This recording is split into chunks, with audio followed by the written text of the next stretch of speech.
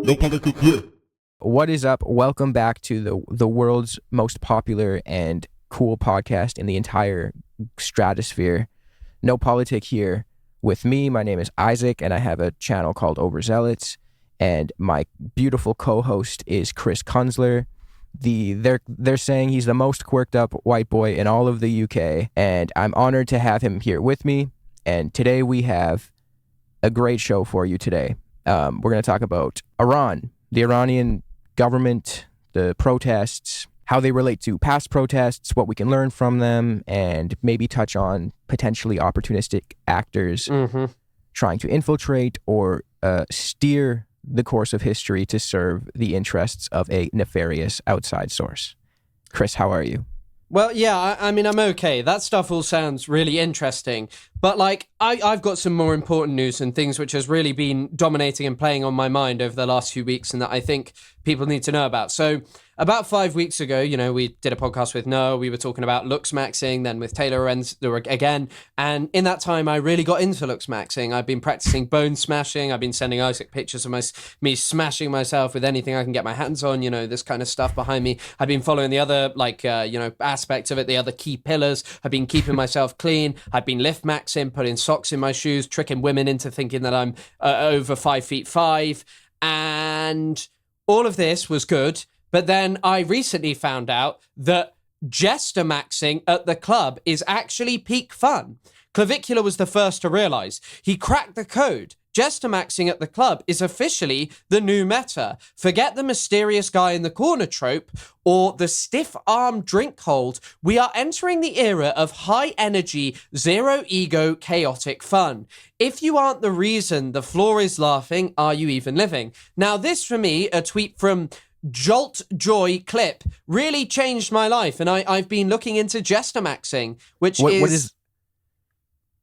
is it? You want to know? And well, yeah. I mean, I feel like at this point you should kind of know if you're not with the program. I mean, this is the new meta and such. This is the new meta. The Clavicular has cracked this.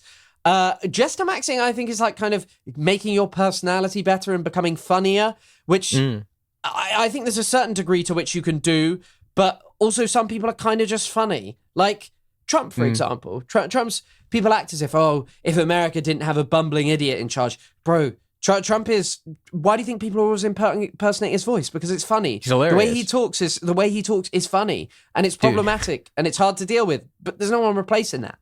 But Did you see him at his speech? It was at Davos, I think it was yesterday, when he was talking about how I stopped all the wars, Azerbaijan. I'm like, bro. Yeah, he kept calling Greenland Iceland, but I feel like something that has not got enough attention is he went on stage and he called Somalis low IQ pirates who'd frauded him, and he was like, maybe they have higher IQ than I imagined, and it's just like, bro, this is just straight up race science at the Davos, the World Economic Forum. Yeah.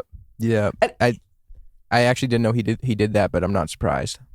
I kind of didn't really know much about what Davos was, because my basic understanding of it was, I don't know if this is as big in America or Canada, but in the UK, there was kind of this movement, and Nigel Farage was actually doing it. He was telling everyone how he was going to go stick it to the globalist elites at Davos. Yeah. And so I kind of had this perception of like, okay, this is just something that right-wingers are upset about, but it's basically just a meeting of like business elites. That's really what it is. Do you want to know the funniest thing?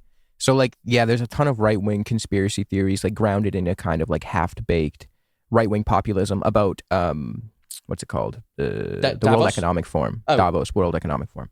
And the craziest shit is that a lot of these people are just so insanely batshit crazy and conspiracy pilled that they just somehow manage to get kind of closer to the truth than like your average status quo defending liberal. Because at the end of the day, like, you'll hear often like from these more conspiratorial, conspirational right-wingers that Davos is like this outpost of the globalist agenda and the communist elite are trying to ruin the globe and we're all going to be subordinate to them. And obviously that's complete bullshit, but it's kind of closer to the truth than what like the liberals say, where it's just like, oh, it's nothing, stop, don't even worry about it. It's a bunch of rich, powerful billionaires trying to make capitalism more appealing and find ways to sustain it when it's inherently a a contradictory economic practice, and it's destined to fail without constant intervention from the people who benefit from it. Yeah, most definitely. But at the same time, it is also a space in which everyone is forced to eat bugs.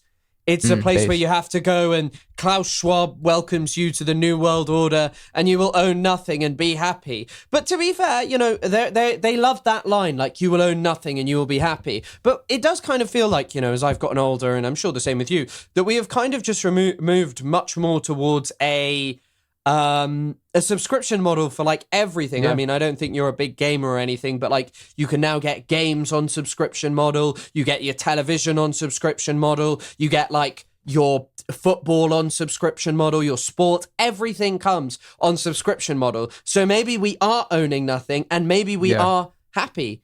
And also, I don't even own my editing software. It's on a subscription. Yeah, what is it, like Adobe or some shit? No, it's fucking Sony Vegas, which is one of the stupidest decisions in the world. It doesn't work, and I pay for it, and I don't edit anything anymore. So it's just like a thing that's draining £20 a month that I probably need to cancel. So that's at least a good reminder. No, I always find like a lot of those right-wing populist concerns, in spirit, they are actually founded. Like, they have a foundational base.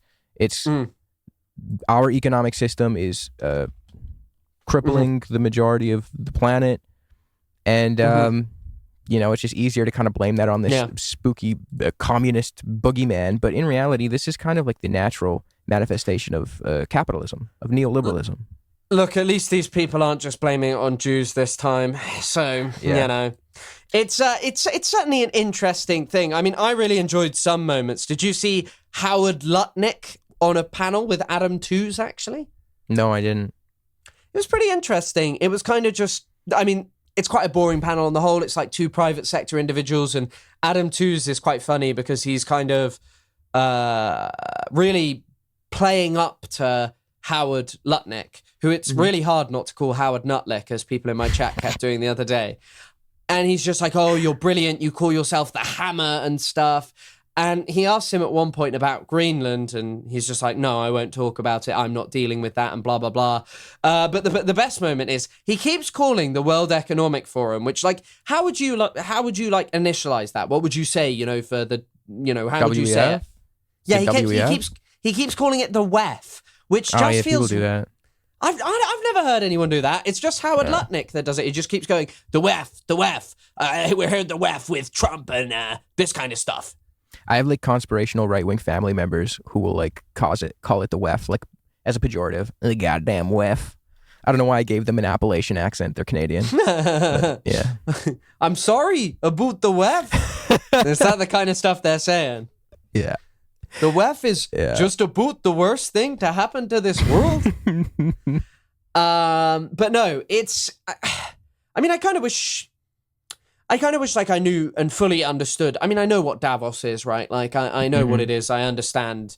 But I kind of wish I knew everything that was going on there. But simultaneously, so much of it is so boring because you're right. It's just a lot of business elites hobnobbing with each other. I've been waiting to say that all day. I think it does mean like sort of brushing elbows, and I didn't plan it for this. I planned it actually for a TikTok, and then I didn't use it. But yeah, I think they're all hobnobbing together, you know, chatting about how to do business. I mean, people like the CEO of Nvidia are there, and it's really funny as well because a lot of those people who are like, I hate the World Economic Forum, I hate the globalists, and then like Trump is sticking it to the globalists when he's surrounded by like some of the oddest people, like people, you know, all of these crypto billionaires who are interested in AI and stuff. Sam Altman, Curtis Yarvin, Peter Thiel, people who genuinely do believe, let's rip up the social contract, surveil everyone, control all of them. Pardon? Yarvin believes in monarchism. He's a monarchist.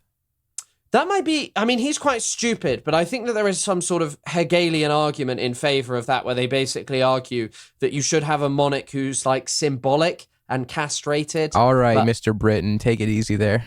I don't believe in having a monarch. I'm kidding. I'm kidding. No, when the Queen died, I was in Bulgaria, and this taxi man, he was like, "Where are you from?" And I said, like, England, and then he went, "Queen." And I really enjoyed condolences. That. Yeah, and I needed them. I was reeling from the loss of a light to the people, who guided us through very turbulent times, who was brilliant and also allegedly did not like Israelis, apparently. So, very interesting character. Have you not seen that? Apparently, she allegedly thought that Israelis were terrorists, according to some sources. I think it was according to a former Israeli prime minister. I think it might have been Herzog's dad, but I don't know. Apparently, she just was not fond of Israelis. But that wouldn't surprise me, because probably a lot of, her experience of Israel, I'm sure she went, but a lot of, it was coloured by that and all of the things that were done like just before she came into power and probably towards the end of her father's life, King George V.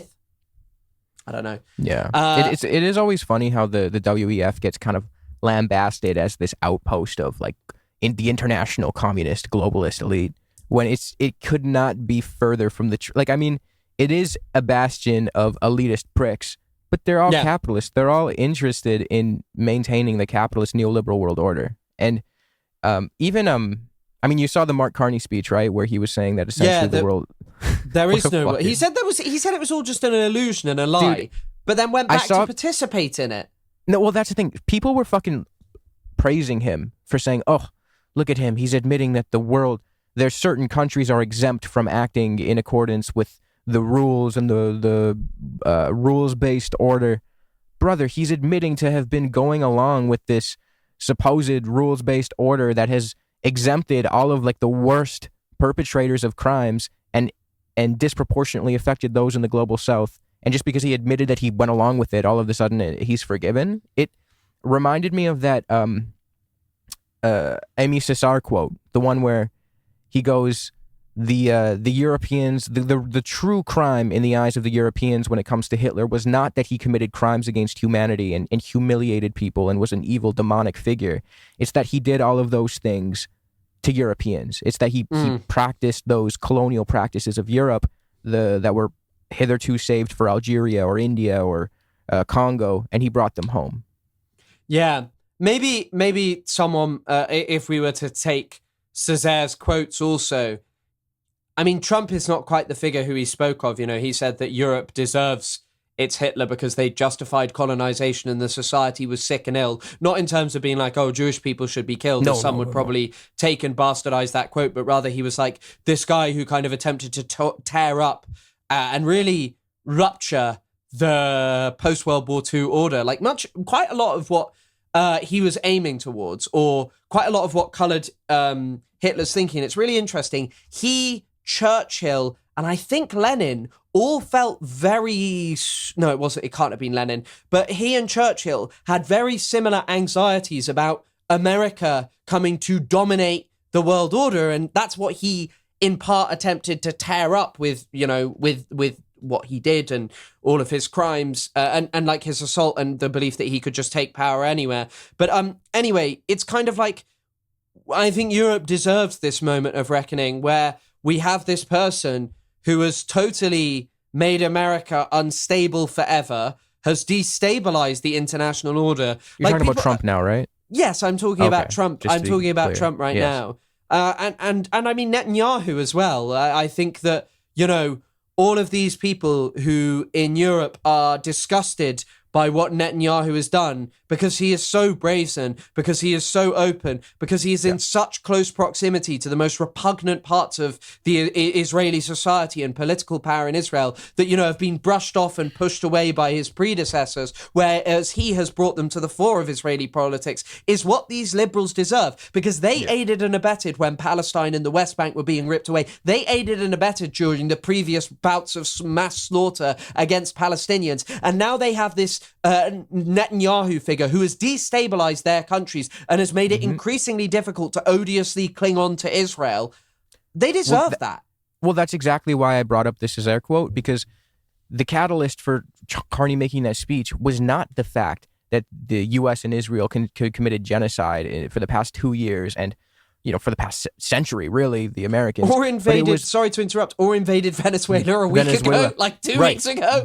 None of that prompted this speech, this response on the behalf of Carney. But what did was Trump's threats against Greenland, which, well, a good amount of Greenlanders, I believe, are not white. But regardless, Greenland is in the orbit of Denmark.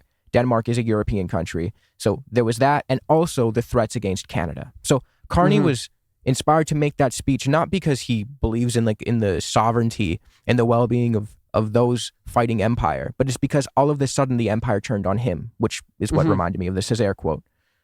Yeah, I don't think you're wrong. And I think that all of these figures, and by the way, I'm not saying here in any way that the sacrifice of huge amounts of Palestinians or the destabilization of whatever country that Trump and his lackeys decide that they can meddle with the politics of is some just funny, fine sacrifice that I'm like, No. oh, it's kind of good. Because I think some people with Greenland were like, oh, I hope Trump does it and invades it. And as you say, the vast majority of the population there is indigenous. They actually want to draw away from Denmark as well. They want to be independent. They don't, you can't even own private property there. You own your house, but not the land you live on. So it's really quite interesting. But yeah, I think you're right that it's kind of this thing of like, they are reaching this point where serious choices will have to be made. Yeah. Serious choices will have to be made about what you do and the stability of Europe at all. And you may have to draw closer to China and abandon all of this ridiculous stuff that you have done to appease America for decades because of a couple of figures like Netanyahu and Donald Trump. Like, Donald Trump is inherently just someone who cannot be trusted not because of, he may invade X, Y, or Z country, because he may alter the basis of NATO. It's not invading Venezuela.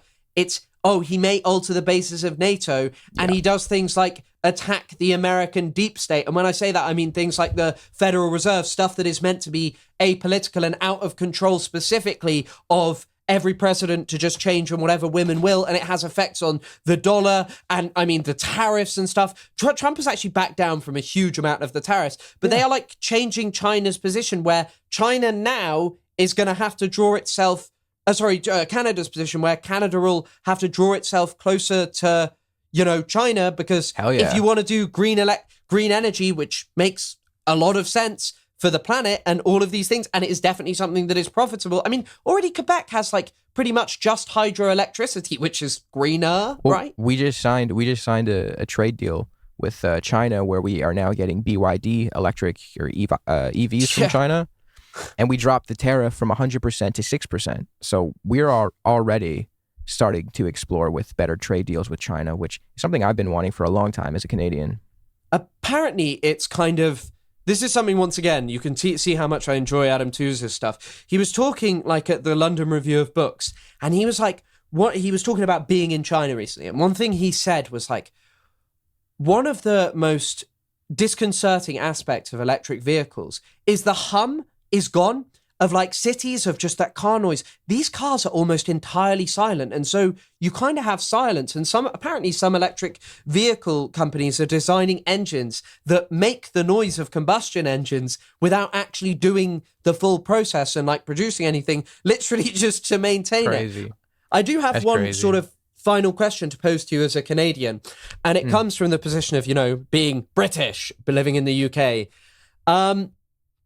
Do you think as well, because when I was over in Montreal, it's kind of very obvious that there's a lot of patriotism in Canada, and a lot of that patriotism and nationalism are strongest when you have an other. And luckily for you, your other is actually Americans, and they're burger-eating maniacs, so it's okay. But I feel like Carney is playing into that, and I can't believe Keir Starmer isn't. I can't believe we can't push back, and he can't appeal to some basic patriotism of like, hey, we're English, not America's vassal state, It's funny because for us, and this kind of goes a little bit, this precedes Carney's era, but for us, nationalism was kind of something that more like left-wing Canadians have been doing for a little while, more maybe say liberal Canadians. It's been on the left of center. Whereas our right-wingers have kind of been leaning into the idea that we are like an extension of Trump. We have like Canadian MAGA. We have, you'll have right-wingers in Canada. You'll drive on the highway and you'll see Trump 2024 stickers. You'll see Make America Great Again. Brother, what the fuck are you doing? Isn't Alberta heavily like that? I've never been, but I hear it's very conservative. I have friends from there that they say it's very conservative. But no, like it is smart of Carney, as he was running for election, he kind of tapped into those nationalist sentiments. If you go to our grocery stores, you'll see that we have Canadian flags near our, some of them, we have Canadian flags near our goods to indicate that they aren't American or that they're from here. So there has been a revitalization, a wave of nationalism to come from Trump's attacks, because as you said, nationalism thrives on an other. But I wanted to get to something a little bit more lighthearted. And I mean, we were talking about the Second World War and Cesar's takes on Hitler. Not that that's the greatest segue to go into something lighthearted, but there was the event, the greatest meeting of the minds in our generation of Clavicular, Andrew Tate, Myron Gaines, and Nick Fuentes, and Sneeko. Can't forget Sneeko. Don't forget Justin Waller as well, who was giving advice about how... Do you not know Justin Waller? He was giving brilliant advice about like I've why seen you the should... face. I think he said that you shouldn't go on dates with women because... Or if you have a woman with you on a date, you should bring another man there. And I know a lot of people have been like, oh, this is all gay. And then other people are like, hey, not all of these people are gay, and pretending that they all are. I am sorry. If you just want a woman around you to look pretty and you find that you only have meaningful conversations or engagements with men, you might actually be gay. That is very gay. And it is probably your unwillingness to ever confront the fact that you cannot find any kind of meaningful engagement with women. You might just be gay. Yeah, I'm not going to fight you on that. But they were... This is campus politics. You're in the camp of Justin Waller is a proud, straight man, and I'm in the camp of I think he might be a little bit gay. I think, honestly, and I hate to be the guy who says like all of these homophobes and blah, blah, blah, they're all just because they're gay.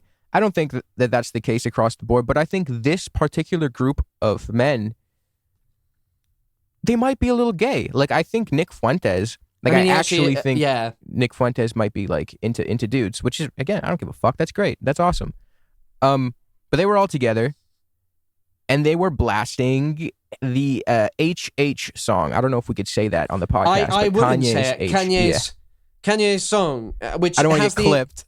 It has the incredible line of, they don't understand the things I say on Twitter. And I'm going to be frank here. I can see why that resonated with Clavicular because honestly, people and your community talking about jester maxing, I don't think the vast majority of the world is understanding what you say on Twitter and mostly just finds it comical and bizarre. So maybe that part resonated with him. But this was an interesting meeting, and it was interesting how it kind of was a big sort of cultural moment for people who are deranged. People who are unemployed and deranged and are really interested in bad things. Yeah. I mean, dude, it was so bad that even Andrew Tate, he went on the PPD podcast today or yesterday. The new Shah of Iran, Patrick Bet-David. Yeah. Didn't Patrick Bet-David have Netanyahu on? Yes. Yeah. It really is. Fuentes, and then he had Netanyahu. So it really is crazy what you can get away with when you're a right winger. And I mean, it kind of like. Sorry, please go on with the Patrick Bet-David, Andrew Tate. But no, I was just gonna say he went on. He kind of walked everything back. He pretty much blamed it all on Sneeko. He's like, Sneeko had the phone. I don't know why I gave him a Trump affliction there. Sneeko had the phone, and I told him not to play it, but he played it. And you could just see him smiling in that video, and all of them were there on the bus, and like his brother's like, oh, I love Nick Fuentes. You know, he was cancelled to me, and I just didn't really like... There's like a scene where he goes and embraces and sits next to Nick Fuentes. He's like, I want to chill with him, and then proceeds to say the N-word, the N-slur, and... Yeah, it's quite something, because very obviously they did all like it, but now they've probably got some pushback. And Andrew Tate was saying, he's like, I've got business teams in Israel, tech teams in Israel. Tech teams in Israel. It's like, hang on a second, weren't you pretending to be pro-Palestine Muslim not long ago? I wonder who his tech team is in Israel. Naz Daily, or like the IOF, or maybe Jeffrey Epstein's guys over there, Ehud Barak and stuff. Yeah. Who knows? Who knows, man? What was I gonna?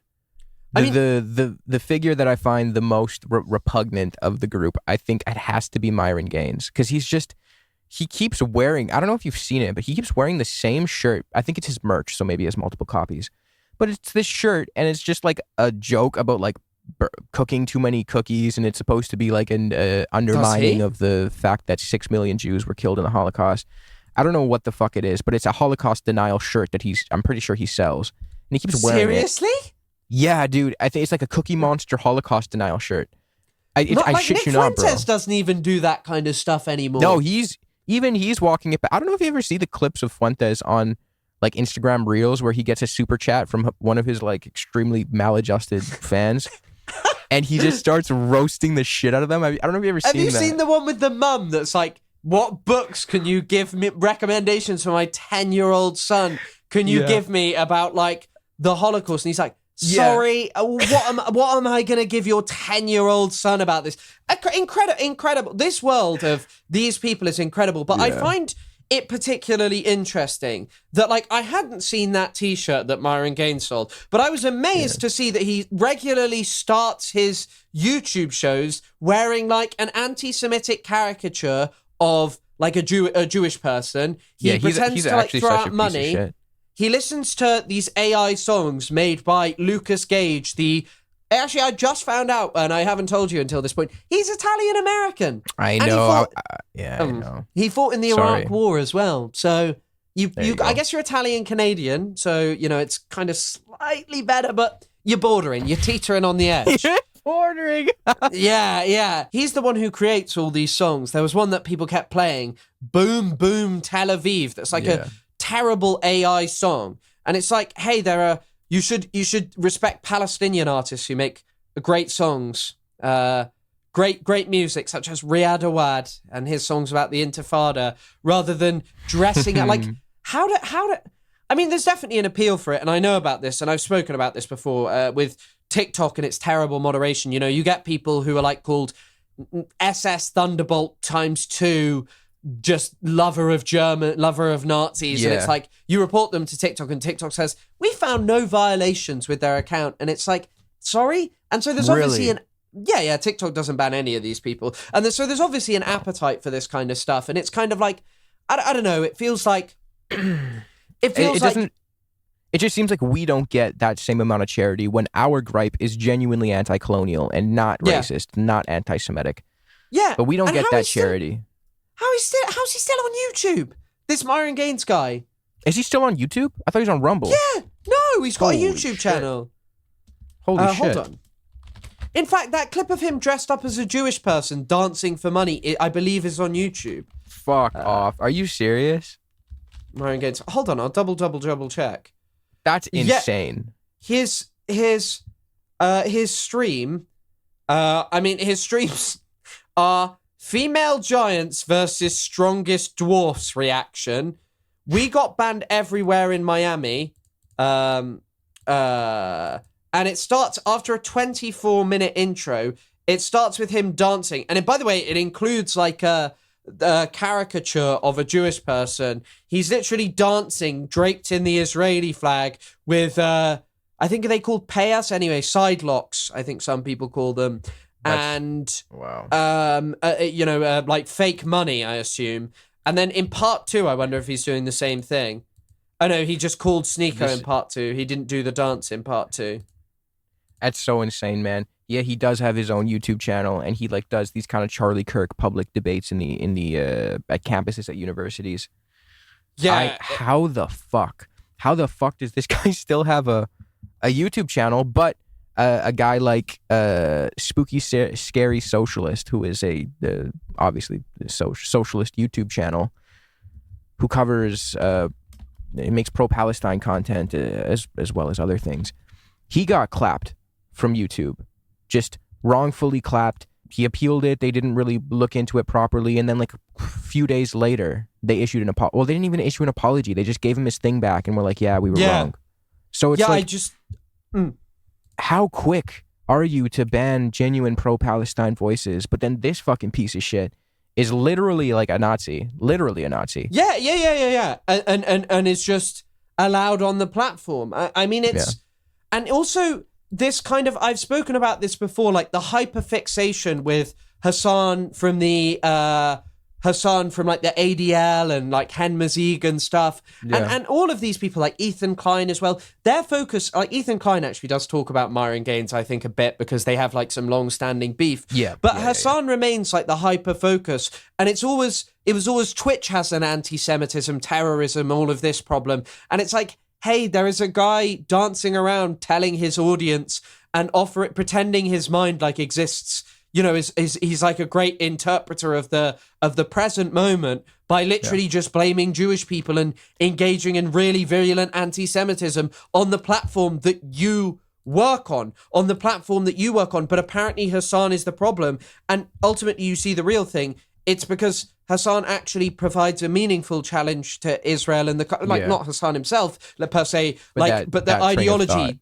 Yes, exactly. The ideology is what the ideology of genuine left-wing, meaningful politics is the real threat to Israel and the Zionist project. An America and a Europe that is really anti-Semitic and allows this stuff to go on is a boon to Israel. I mean, we know this. We know the quotes of Theodore Herzl and this stuff, but it is about creating this environment in which ostensibly, Jewish people are like fully unsafe because this content is allowed to grow unchecked on TikTok, on YouTube, and you can go and do these like straight up, this is just Nazi propaganda about Jews, but that will never be the hyperfixation because it's not really about Palestine.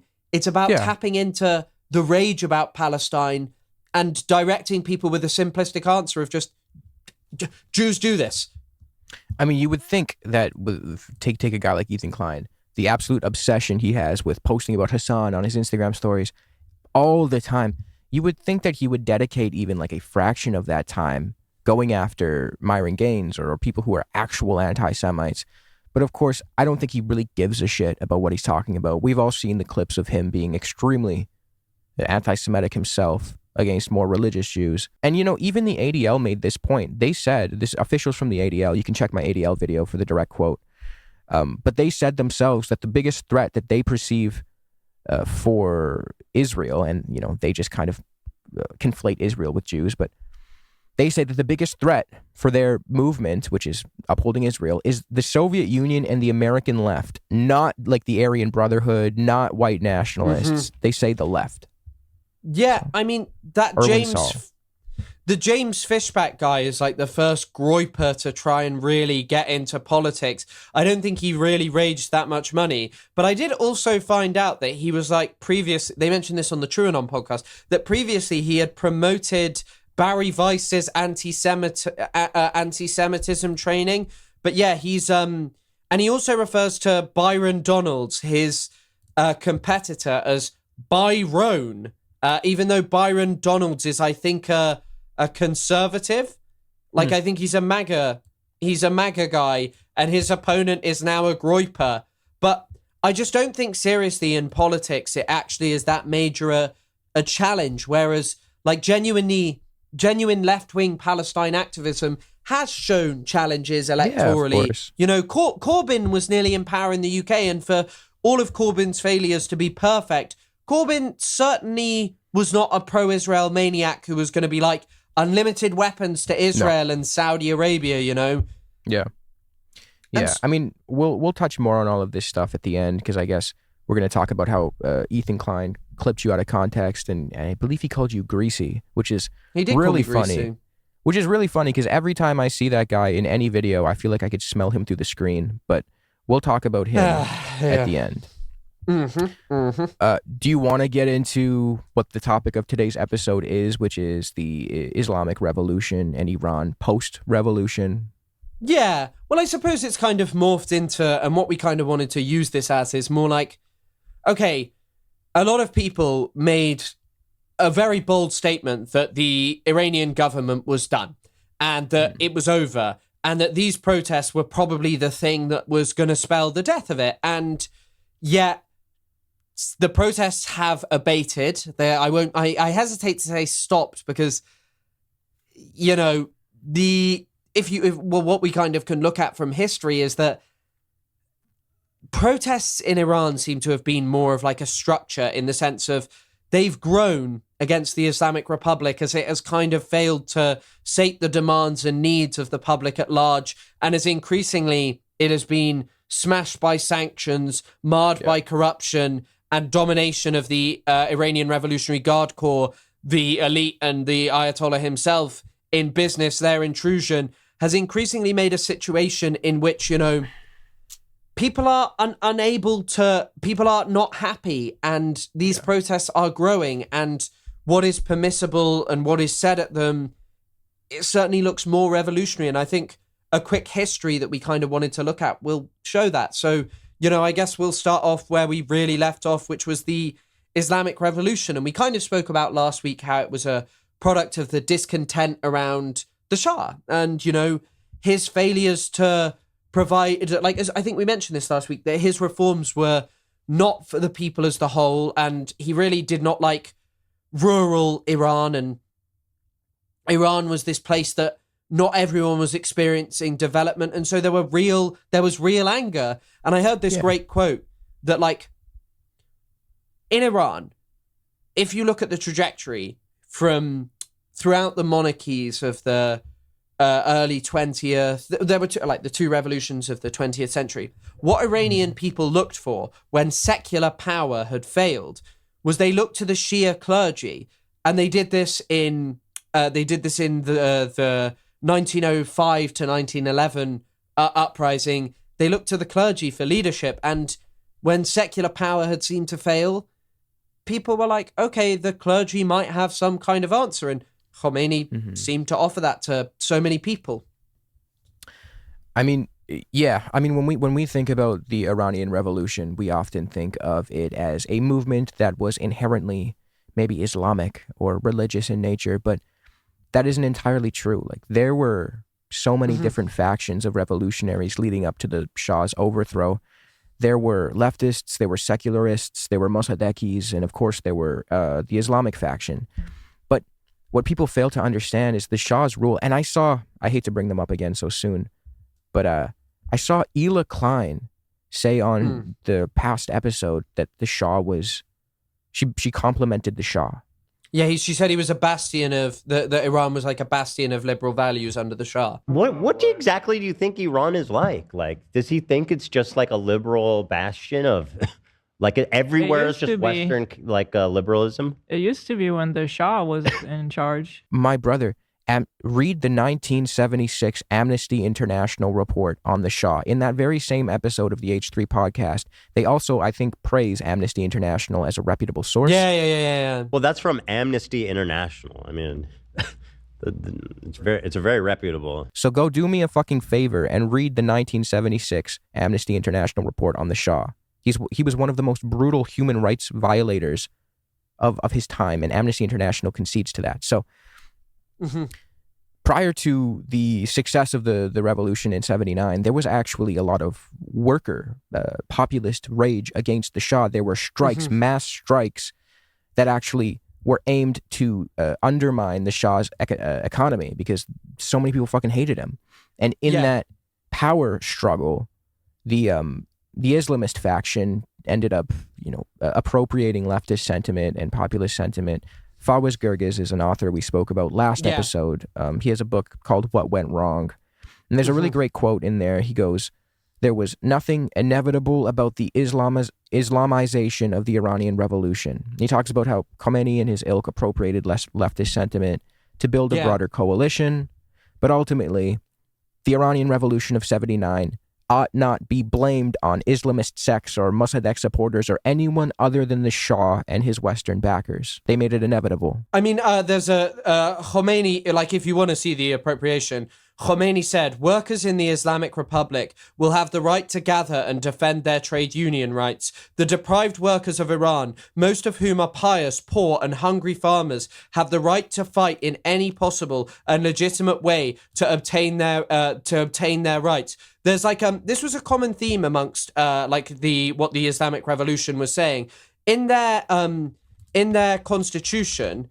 Let me just pull this. They said that so the manifesto that was read out at the Shahiyad monument Khomeini, basically, this was what was said by like revolutionaries at the time. Khomeini must be the leader and must be obeyed. The monarchy must be removed. An Islamic government must be established. The exiles must return. The army must combine with the people. Minorities must be protected. Agriculture revived. And the poor must be given social justice. And this didn't happen. I mean, there's a great film, by the way, if you want to... we've spoken about this. One day when we have a Patreon, we might do like a film that goes along with this and try and like talk about that, because it's like, interesting. But a great film is... a great film is Close Up by Abbas Kiarostami, and it's a magnificent like semi-documentary film, one of the most bizarre and enthralling films I've ever seen. But Close Up. Yeah, Close Up. It's fantastic. It's by Kiarostami, who I think is in my opinion, the best Iranian director, or was. But the film details like the story of just a man who was incredibly poor in Tehran, and the film's released in I think it's the late 80s or very early 90s, and it kind of shows you that the Islamic Revolution had not improved the lives of people in the way that they thought it would. And there are some actual external factors, such as the Iran-Iraq war, that was out really of Khomeini's control. It actually goes back, I believe, to, I'm no expert in this, but I believe it has some relation to treaties made over borders between Iraq and Iran, and like the settlement of previous disputes. But yeah, people just, the hopes of people were not addressed then. The hopes and like the change from the Shah was not changed, the hope and the change did not come to fruition. Yeah. Well, it's interesting because in the immediate aftermath of the resolution, there was kind of a glimmer of hope that there would be some sort of democratic reforms, because the initial governing coalition in the immediate aftermath of the revolution actually had quite a few Mossadegh supporters in it, and Khomeini even permitted the rise of a Mossadegh admirer, Abu Hassan Bani Sadr. I probably said that like the whitest fucking guy on earth, but the Khomeini permitted his rise to become the first post-revolutionary president of Iran. And now, this doesn't last very long. There's this eventually starts to crumble, and Khomeini, as he consolidates power, starts to oust the secularists and the leftists whose sentiment he's appropriated. Leftists in Iran do not have a good time. I mean, when the Shah consolidates power after 1953, the first thing that he does is crack down massively with executions and imprisonment, specifically of the left. Yeah. It's really like, it's kind of this thing of where you neuter the secular left, where you consistently put them down, because they were such a threat to America. I don't think that this can be underestimated. And when people look at the Middle East and they see all of these Islamic governments and powers rise up everywhere, especially after the Arab Spring, right, where you see the Muslim Brotherhood really make gains, it's because they're the most organized, because generally they have, like, take Mubarak in Egypt, right? Mubarak doesn't love the Muslim Brotherhood. He knows that they're a political threat to him, but there's like a tacit relationship with them where he kind of allows them more political room than, say, secular leftists would get. And this largely comes from a deal, which is so insane to hear, this Islamo-communism thing, but this deal kind of made between the Americans, Britain, and all of these countries with Islamic militants and Islamists and right-wing reactionaries as a means to fight back against secular leftism, because nationalism was very dangerous to them, and they believed that somewhere like Saudi Arabia could have a good handle because of its power, because of its Islamic significance, controlling Mecca and Medina, being the guardians of the faith. They thought that they could control it, and Saudi Arabia does certainly control some movements, like Bin Laden, who financed that, who was given the Mujahideen. Like, it was mostly young Saudi men going over to Afghanistan to fight there. And so, I think like this kind of stuff of the left being suppressed is always something that leads majorly to the takeover of Islamic politics, because who are they going to look to? And Khomeini uses that and weaponizes it. I mean, the suppression of left-wing factions is kind of something that happens all of the time. Whenever there's a sort of revolutionary political movement, the first people that they end up cracking down on tends to be like leftists, socialists. And a lot of people don't know that during and after the revolution, the masses actually created these workers' councils to aid with production and distribution. And the workers played a great role in undermining the Shah, as I mentioned, with the strikes and everything.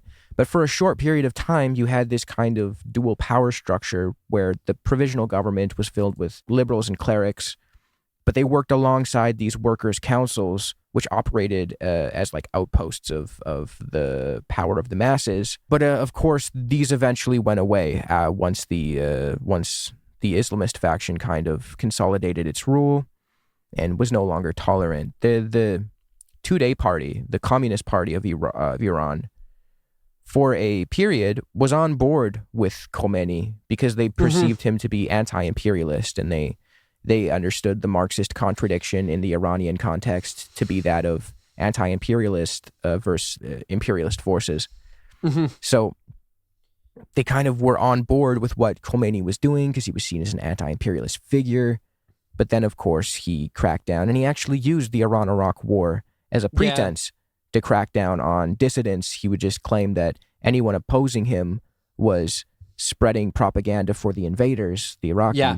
That's when you kind of see like the dissolution of the dual power structure and the massive consolidation of his rule. So another interesting point pertaining to the Iran-Iraq war is that, so another promise made to leftists and secular people, because there are actually images from the Iranian Revolution, you know, when people juxtapose these mini skirts and the hijab, and they're like, look how perfect things were before. Yeah. And it's like, actually, and I think this bears to be said, there's a really good article about I think it's by Rayma Hamimi, about the hijab in Palestine and Hamas's enforced, the enforcement of the hijab by young men, and the problem that this was for secular leftist revolutionary women during the Intifada. But there are all these photos from the Islamic Revolution where there are women without hijabs and women with hijabs protesting together on the streets. And, you know, there's this promise that there won't be a mandatory hijab. But then in 1980, Khomeini makes it so that,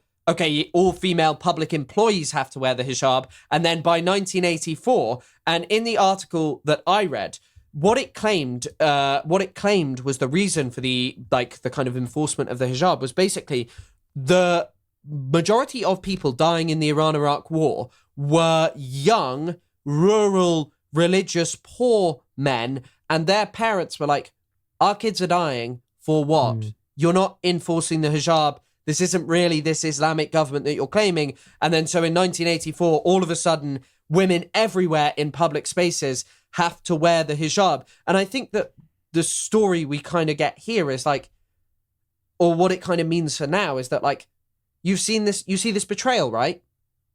Yeah, exactly. And I mean, if you want to extrapolate that sort of betrayal in that overall movement with what's happening today, because again, back then there were genuine grievances with the Shah, as there should be, and today there are genuine grievances with the Islamic rule, with the regime in power today. And look, I, for one, stand wholeheartedly with the Iranians. I believe that the Iranian people deserve a democratic and accountable government. All people do. At the same time, I understand that there are nefarious actors trying to infiltrate these genuine grassroots movements to steer the course of history in a direction that is eventually going to serve Israel and the U.S., the West, as opposed to the Iranians. This is a very actual popular sentiment among Iranians, but this is not like a narrative that we end up hearing a lot of because it's more conducive for our more Western media outlets to just make it seem as though Reza Pahlavi and the Zionist narrative is the most popular one amongst the people of Iran. But that's not the case. My best friend, my manager since I was like 15, he's Iranian.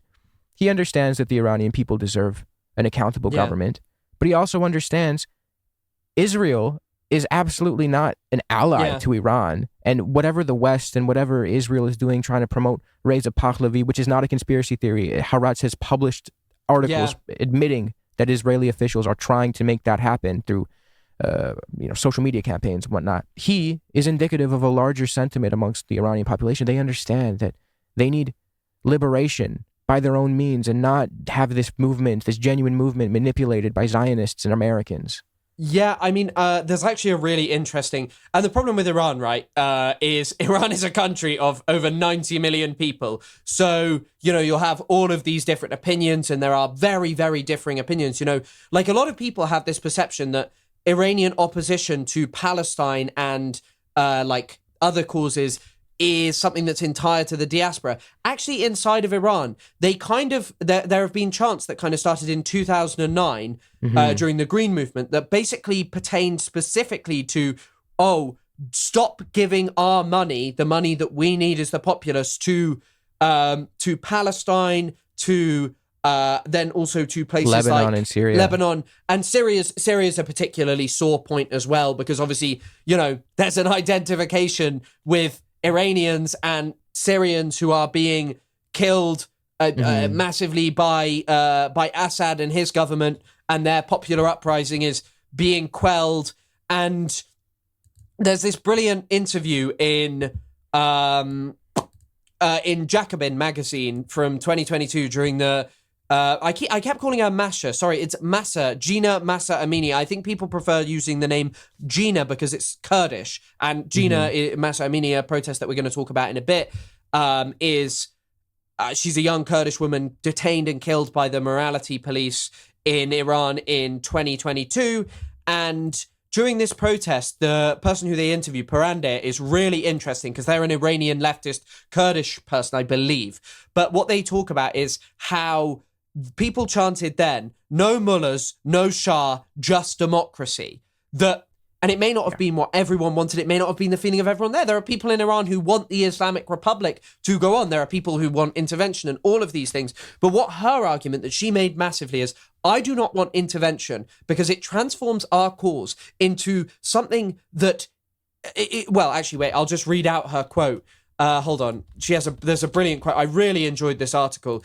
International solidarity should never worsen a situation or punish the population of a country in need of help. Any leadership who imposes sanctions or sends tanks in the name of solidarity has ulterior motives and no intention of truly showing solidarity, because that's not what it is. Once again, and like, if I've learned anything from the history that I've looked into, and this is the same with Iraq, the Iranian Revolutionary Guard Corps, and I cannot believe that in the media we do not hear this spoken about. The Iranian Revolutionary Guard Corps, Ayatollah Khamenei himself, and like the elite around him, what sanctions have meant is you cannot run a small business. So who takes over? Powerful industry in the country. Who controls powerful industry increasingly in Iran? The IRGC. So these sanctions strengthen them and harm the people. I was going to say, because people are making the argument that calling for an end of the sanctions now is stupid because we need to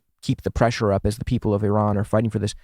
The IRGC is not just a military force. It's basically the dominant economic class. When sanctions push economic activity and trade underground, the IRGC is already positioned to benefit here. They dominate the major industries. They control the resources like oil. They control the infrastructure. They control the ports. They control the borders and the smuggling networks. They're already notorious for being smugglers. So what ends up happening with these sanctions is you just hand them monopoly power over the black market. So while ordinary Iranians are crushed by inflation and shortages and can't afford medical treatment or medicine or food or whatever it may be, I believe 30% of them live in absolute poverty. Those sanctions harm those people, but they benefit the IRGC. They have ways to weather the storm and evade the worst effects of the sanctions. Look, and I think that all of this and the way in which it's framed in Western media of like, all Iranians want the Shah, all Iranians want intervention, and the control that Iranian monarchists have over diaspora protests and stuff, like especially in the UK, I think I mentioned this last week, is really hard for people to like want to have any desire to join in a protest. I am not going to a protest. I mean, already totally different to Palestine. I don't think this needs to be repeated in the sense of my government is not going, hey, Iranian government, here are unlimited weapons so you can do genocide. Here's unlimited political cover. Here's us arresting and cracking down people engaging in peaceful protest and legitimate free speech against you. However, what makes these protests even more repugnant for Iranians, like, the wider Iranians, is why are you flying Israel flags there? Why are you saying, if you don't like the Shah, you can't come to our protests? What? This Shah's not democratic. He's already saying, the first thing I'll do is normalize relations with Israel. The first thing I'll do is like remove Iran's nuclear program and all of this stuff. And it's like, maybe removing the nuclear program to get sanctions off. Okay, yeah, fine. But like, in terms of normalizing with Israel and America, I'm sure most people will be like, okay, yeah, America, fine, we want relations with them because then they won't sanction us. But Israel?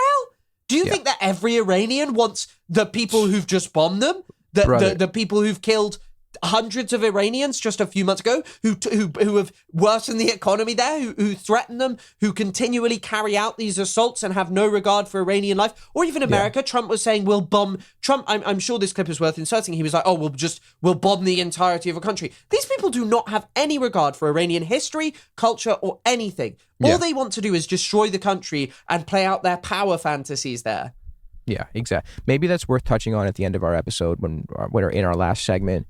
Comparing how people talk about the Palestine and Iran and they try to make that false equivalence.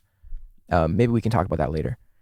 Yeah. But one thing that I did want to talk about, since we're on the topic of sanctions, the JCPOA, which, if people don't know, it was the Joint Comprehensive Plan of Action. It was the Iran nuclear deal in colloquial terms, where essentially the Barack Obama administration lightened the sanctions in response for Iranian compliance with enriching uranium. So this is important because it's solid, rock solid proof that the Iranians are actually willing to work in good faith. They're not dead set on some course to just build up their nukes and then kill the Americans, or whatever the fuck people say. This is a little off topic. I don't know if have you ever read Sam Harris's book, The End of Faith? No, I've thankfully never read a Sam Harris book. This motherfucker is insane. He entertains this. He entertains in this book. He entertains the possibility, the hypothetical, of first striking Iran because they might nuke America, brother. So to avoid Iran nuking you, you're just gonna out of the blue potentially nuke them? What the fuck is this? And this guy's supposed to be smart? Yeah, it is truly amazing with what little intelligence you can become regarded as an academic if you're very racist. Like, the JCPOA is solid proof that doesn't need to even go there. To even entertain that is bullshit. They were complying. You had the Atomic Energy Agency that was checking in on Iran to see if they were complying with the JCPOA. And they said that they were. They were keeping their uranium enrichment below an agreed threshold. And in response, they were getting sanction relief. And then Trump comes into power and Trump throws that whole deal away. And immediately they go back to enriching uranium, which is fine. And sorry, last thing. For the record, I do think that Iran has the right to have a nuke. Because if you look at all of the countries that America and Israel feels comfortable fucking with, it's the ones that don't have nukes. So North Korea, why do you think they haven't fucked with North Korea outside of like the horrible economic blockade and the sanctions? It's because they have nukes. These countries have the right to build the infrastructure to protect them from the imperial predators. Yeah, I mean, ultimately, like, I wish to live in a world without nuclear weapons. I think they're incredibly destructive and horrifying things. However, simultaneously, it is this thing of like, if America has them, if this country that has, and people will talk about Iran's destabilized the Middle East. Okay, if Iran is responsible for destabilizing the Middle East, what about the United Arab Emirates right now? What about Saudi Arabia? What about Israel? Israel has been playing in the politics of Lebanon since its inception. It has attempted to ethnically cleanse southern Lebanon and establish a Christian government there, a Christian fascist government there on multiple different occasions. It was a desire voiced by David Ben-Gurion, Menachem Begin, a multitude of different Israeli prime ministers, and then is seemingly being acted out right now by making the south of Lebanon entirely unsafe for anyone to actually live there. And so this kind of notion that like, oh, Iran can't have this and that because they're the big evil. And this is, by the way, the rhetoric I hate the most. Someone told me that I'm an academic Orientalist, which is an oxymoron because I don't think they know what an Orientalist is, because an Orientalist constitutes everyone who studies the Middle East. Orientalism is study of the Orient. That's what Orientalism means. When you're like referring to someone as Orientalist, what you're talking about is basically them inflating the other to be this big, monstrous, whole, complete individual. And in the context of Iran, we do it so much in our media. That's how our media portrays Iran. You can talk about Iran being bad. You can talk about them being a repressive, authoritarian government. But what you cannot play with and maintain is this notion that we have to deal with that because we're the defenders of good and moral society, because that is not true. Egypt massacred 1,000 protesters. He's our favorite. He's Trump's favorite dictator. We do nothing about it. Unlimited weapons to him. The case of Bahrain is unbelievable to me as well, because when Bahrain went through the Arab Spring, Obama pushed this notion, British politicians pushed this notion that the people there were protesting against the really nice Khalifa regime, which is the monarchical regime in Bahrain, not because, they were discontented, but actually because they were Iranian implants put in the region to just destabilize the good and wonderful country of Bahrain. No, we do not care about democracy. This notion that we do is undone by looking at our history. This notion that Iran can't have a nuke because it is all about them destabilizing and attacking everyone is disproven on the basis of the fact that it is us, it is we who fiddle in other countries, who mess with the politics consistently, who create this situation, who do not offer stability, who are so willing to manipulate anything to our vision, whether that be Biden, whether that be Obama, whether that be Carter, whether that be anyone, whether that be Donald Trump. Donald Trump is just a brazen buffoon and a fool who tears apart the thin veneer that they've hidden, that they've tried to hide for years of, we don't like, we invade because we like freedom and democracy. That's what they're scared about, him tearing down this fucking veneer. Yeah, he takes the gloves off. I mean, it's interesting. If you're going to go on the logic that X country cannot have nukes because they're going to nuke people with them, wasn't there just one country that actually nuked another country? Mm-hmm. Yeah. And they're still allowed to have them? So, yeah. I mean, if you're going to, and, this is something that we hear often, that Iran is the big evil of the Middle East. They're the cause of all the evils in the Middle East. If you're going to pin the blame on one group for the instability in the Middle East, it's got to be the Europeans. It has to be the Europeans, and then the Israelis, which are just the descendants of those Europeans. But not the British, right? Not the British. Just don't say it. Don't say it. Don't say it. The Brits might be number one, and then maybe French. Maybe they'll tie. This British man, this Royal Air Force Imperial Army ass motherfucker, has the audacity to call himself Chris K. Middle East. Oh my God, wait, sorry. Did you see that Grok this week said that Alika Lebon was my wife? No way. Yeah, Dude. Grok, there's a tweet where it's like, is Alika Lebon married? And it says, yes, Alika Lebon is married to Chris Kunza. To clarify, Grok, you got that wrong. I'm not married to Alika Lebon. I'm not married at all. But very interesting. Well done, Grok. It seems to be a great place to get your information from. Yeah, I mean, incredible things are happening over on X, the Everything app. I will be using it for banking. I will be using it as my number one trusted news source. That is for certain. Dude, are they trying to make it a banking app now? They wanted it to be the Everything app. The equivalent to, what's the Chinese social media that like... WeChat? Is that maybe, WeChat? yeah. I think that it is much more like that. Whenever I was in lectures with Chinese people, they were all... They be typing. Chinese people be typing. That's all I'm saying. What they are typing, I don't know.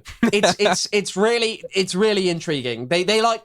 The Chinese people like typing. I'm coming out with this now. This is my message of the week. I think going back to Iran, moving on from the bombshell that is Grok, I will, from this episode onwards, I also want to lay out a statement. I know we'd spoken about, we're going to put sources in. Just ask Grok. It will know everything. Clearly, it's very, very trustworthy. No, this is a joke. Do not be using Grok for doing any kind of research. Don't use ChatGPT. These things are biased. And by the way, they don't. Do you know about how LLMs don't understand authorship? No.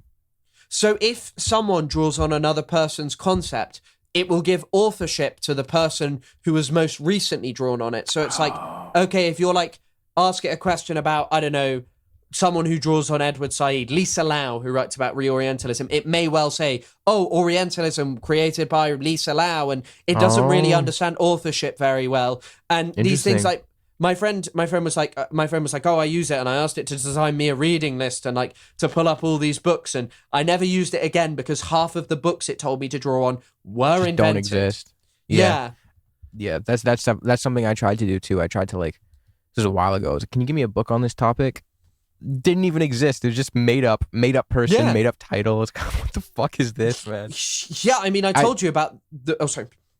No, I was going to say, this is probably the craziest thing, and this is the last time I ever even tried to use ChatGPT, but it was a little bit after Assad fell. I think it was maybe 4 months after. And I just wanted to test it. I was like, what's going on in Syria? And it goes, Assad is still blah, blah, blah. I'm like, dude, Assad is in Moscow. And then it was fighting me. It's like, no, he's not. He's still there. I'm like, dude, Assad fell in like December.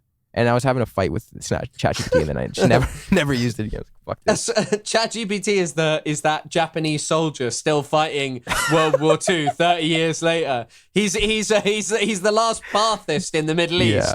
Yeah. Oh, the reason I did it is because I was there was that clip of the H3 show talking about how asking ChatGPT about Hezbollah's involvement in the Syrian civil war. So I was like, can this even give accurate info on the Syrian civil war? So I asked it, and it told me that Assad was still in power. Yeah, I mean, also that Hezbollah, I mean, that was an unbelievable moment. Like, I cannot believe that people actually sit there and base their shows, their content around asking ChatGPT questions, because, like... Crazy. There's contradictions in academic books and things, and like things that are more recent might have better information in, and sometimes the sources that people use are a bit like questionable, and you have to have like pay attention to that and check in on whether it's like an outrageous claim that you've not heard in other places, excuse me. But just relying on this app that largely just wants to appease you, this thing that was like almost sycophantic in its praise, something that literally had to be addressed of the person, of the user, treating that as if, yeah, I should probably be asking for my information off this. It's something. It's definitely a choice. But yeah, I mean, so for Iran, I tended to prefer places like Merip this week and a JSTOR. And Jacobin had a couple of articles I enjoyed, but Merip and also Michael Axworthy's book, Revolutionary Iran, very good. How far into it are you now? I am almost halfway through. I didn't read all of it. And also I read it a bit out of order, so I read a bit towards the end. But I haven't had a chance to read really this week. It's one of those weeks where, you know, I'm learning about Greenland, I'm learning about this. It's this really interesting thing of trying to make sense of the world under Trump, and it's why I'm appreciative of this podcast, as you know, and we've spoke about. Yeah. It's nice to have like a set amount of time where it's like, you are going to read about this topic, you are going to expand your knowledge on it. It's nice. It's very good. I like it. Yeah, dude, it's awesome. I love it. I look forward to it every week. I'm just writing in my notes that book. I wanna read it. It's definitely worth reading. It's not like amazing. It's not written seemingly by someone who's a leftist. It's just like a very sort of cold and detailed history of Iran that is also fair in many ways as far as I've gotten about, like, you know, how the revolution happened and, you know, why Islam was such a big part. And also, by the way, it addresses something I constantly hear, which is if you ever talk to like a Western interventionism, they'll tell you that Jimmy Carter ruined things for them. Jimmy Carter basically was slightly more concerned about the human rights of the Shah, and there were differences, human rights abuses of the Shah, and there were differences in like how people felt. Some, I think, Blowback calls them bleeders and dealers. So Cyrus Vance, for example, in the State Department, and Ambassador Sullivan in Tehran, whilst they were talking about what the Shah should do, would not endorse a crackdown, whereas Zbigniew Brzezinski was totally in favor of a brutal crackdown. And finally, before we move on to the next section, there is actually a really interesting thing about the Shah of Iran. The last Shah of Iran, Mohammad Reza Pahlavi, was so shocked. And if you want to draw a similarity with all these people who are now saying, this is the revolution, this is the end of the Islamic Republic. I don't know if you know this. The Shah was sick. He had leukemia. They even hid that he had leukemia from him for a very long time. His wife didn't know for an incredibly long amount of time, and he didn't really get treatment until his wife told him. People hid things from the Shah. They only told him the positives because, one, they were scared of his paranoia and him getting rid of them. I mean, he also set himself up to fail. He put in power loads of people who were rivals, so they never built solidarity because he was scared of being couped. But when he looked at the protests and saw how big they'd snowballed towards, he didn't know what was going on. He was like, my people love me. he was so disconnected Delusional. from his people and so delusional, so paranoid, and so like, oh, I've given you money, I've done this and that, but never confronted the reality because those around him were too scared to even give it to him. Yeah. That you end up in this situation where he confronted a protest movement that had snowballed to a position of, okay, the only way to get this under control is potentially, and it may not even work, through the bloodiest crackdown imaginable, or you make reforms, but the reforms won't work because it's too late. You can't give a bit to millions of people against you. That's why I think democracy just tends to yield better results, because you have positions that are electable, you have people who are accountable to you, and you don't just surround yourself with yes men the way the Shah did, or even the way Trump is now, with getting rid of anyone who isn't a loyalist.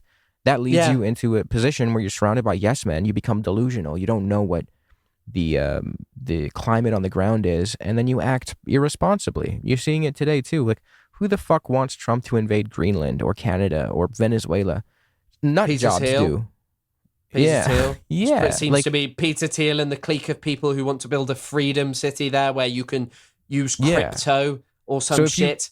If that's who you're surrounding yourself with, these out-of-touch billionaires, then that's going to be the climate you perceive you live under. Yeah, out-of-touch billionaires that are also have no credentials or ability. I mean, pedophiles as well, but no credentials or ability to do. Like, I try and read a wide range of things, and I was reading Jan Werner Muller, and like, look, I am I am not sympathetic to American diplomats, and I think many of them are total failures far beyond the Trump administration. But he was just talking about, hey, it's pretty bad that Trump just gives these things to people who've given him loads of money, like Steve Witkoff. Steve Witkoff's a real estate developer. I was thinking about that. What must he be thinking in Moscow right now? Like, just in a country that, I mean, maybe central, I don't know much about like central Moscow now, but like a country that is culturally very different to America. Some guy who's made money doing real estate deals, living in a fantasy world anyway, living in this like high society, totally separated from people. What the hell's he doing over there? What the hell is Jared Kushner doing? He's going to be cutting these. If the Shah, if Reza Pahlavi, the Shah of Iran, comes back, he will be cutting deals like called the Cyrus Accords. But he doesn't know jack shit about Iran's history and culture. And I think that this is a wider poverty of politics today. Most people who talk, I remember when they were talking about the Intifada, like British politicians, they kept calling it the Infatada and other stuff. And it's you are a politician. You are dealing with this stuff. You are dealing with lives of millions of people. You are selling weaponry to countries for them to oppress people. It might be a good idea to have a bit of political literacy around issues such as Palestine. Maybe? I don't know. I don't know. Yeah, it's genuinely ridiculous. It's also just kind of the hubris of those in the imperial core. They just think, oh, the world revolves around us. We don't really need to get into the intricacies of the people whose lives we affect. No. What's the point when you can be a real estate developer and cut a cool deal where you get a kickback of a few million? It's just repugnant. It is just repugnant. I mean, I made a TikTok today where it's like, whilst they're showing off this Gaza Board of Peace thing, another baby froze to death in Gaza. Yeah. It's just like, what is there to say about this? It's so out of touch. It's so repugnant, Yeah, it's insane. I don't know what kind of ceasefire allows for this much death to be happening in this supposed, truce time, peacetime. But yeah, I guess that's the job of people like us to make sure that doesn't leave the news cycle and people keep talking about it, because unfortunately that's just the way our media apparatus works. When if it's popular, you talk about it, and then when it's no longer profitable or popular to keep the focus on it, you move away, which is not acceptable, especially right now. No, of course not. And that's why people should listen to the No Politic Here podcast, because they'll get, succinct political analysis that is grounded somewhat in history and discussions of Clavicular as well, simultaneously. It is a real juxtaposition. It is how we keep presence of mind. Exactly. But yeah, and to tap into like the rest of kind of what we wanted to talk about for this like segment on Iran and, one of the things I wanted to research and one of the things I kind of wanted to learn about, because as I've said, like, I don't think people understand like the concept of a Middle Eastern studies degree. You take a specialization basically. And obviously, as many of you can tell, mine is predominantly in Palestine. It's also, after my master's, it's to do with the Gulf and the counter-revolution that it kind of launched, and places like Sudan a little bit, but then I'm not a Sudan head or anything, or a Sudan analyst, a Sudan watcher, whatever you want to call it. But one of the things that I really got interested in was Iran's protest movements and what we can kind of learn from them. There's a lot to be learned from actually even Mossadegh, like why Iranians might have distrust of foreign influence in their country, you know? Of course. Like those protests, the anti-Mossadegh protests were heavily infiltrated by the CIA. You can read all about this in All the Shah's Men by Stephen Kinzer. And Gerger's book, he talks about them paying, paying like people to go and attack clerics to sow anti-Mossadegh discontent amongst religious figures and push them away from Mossadegh. But in the context of Iran, now I'm going to brush over a lot of these because, as I say, I'm not an Iran head. Now, the first like really major protest that people kind of talk about, seemingly from the literature, is a protest between 1999 and 2000.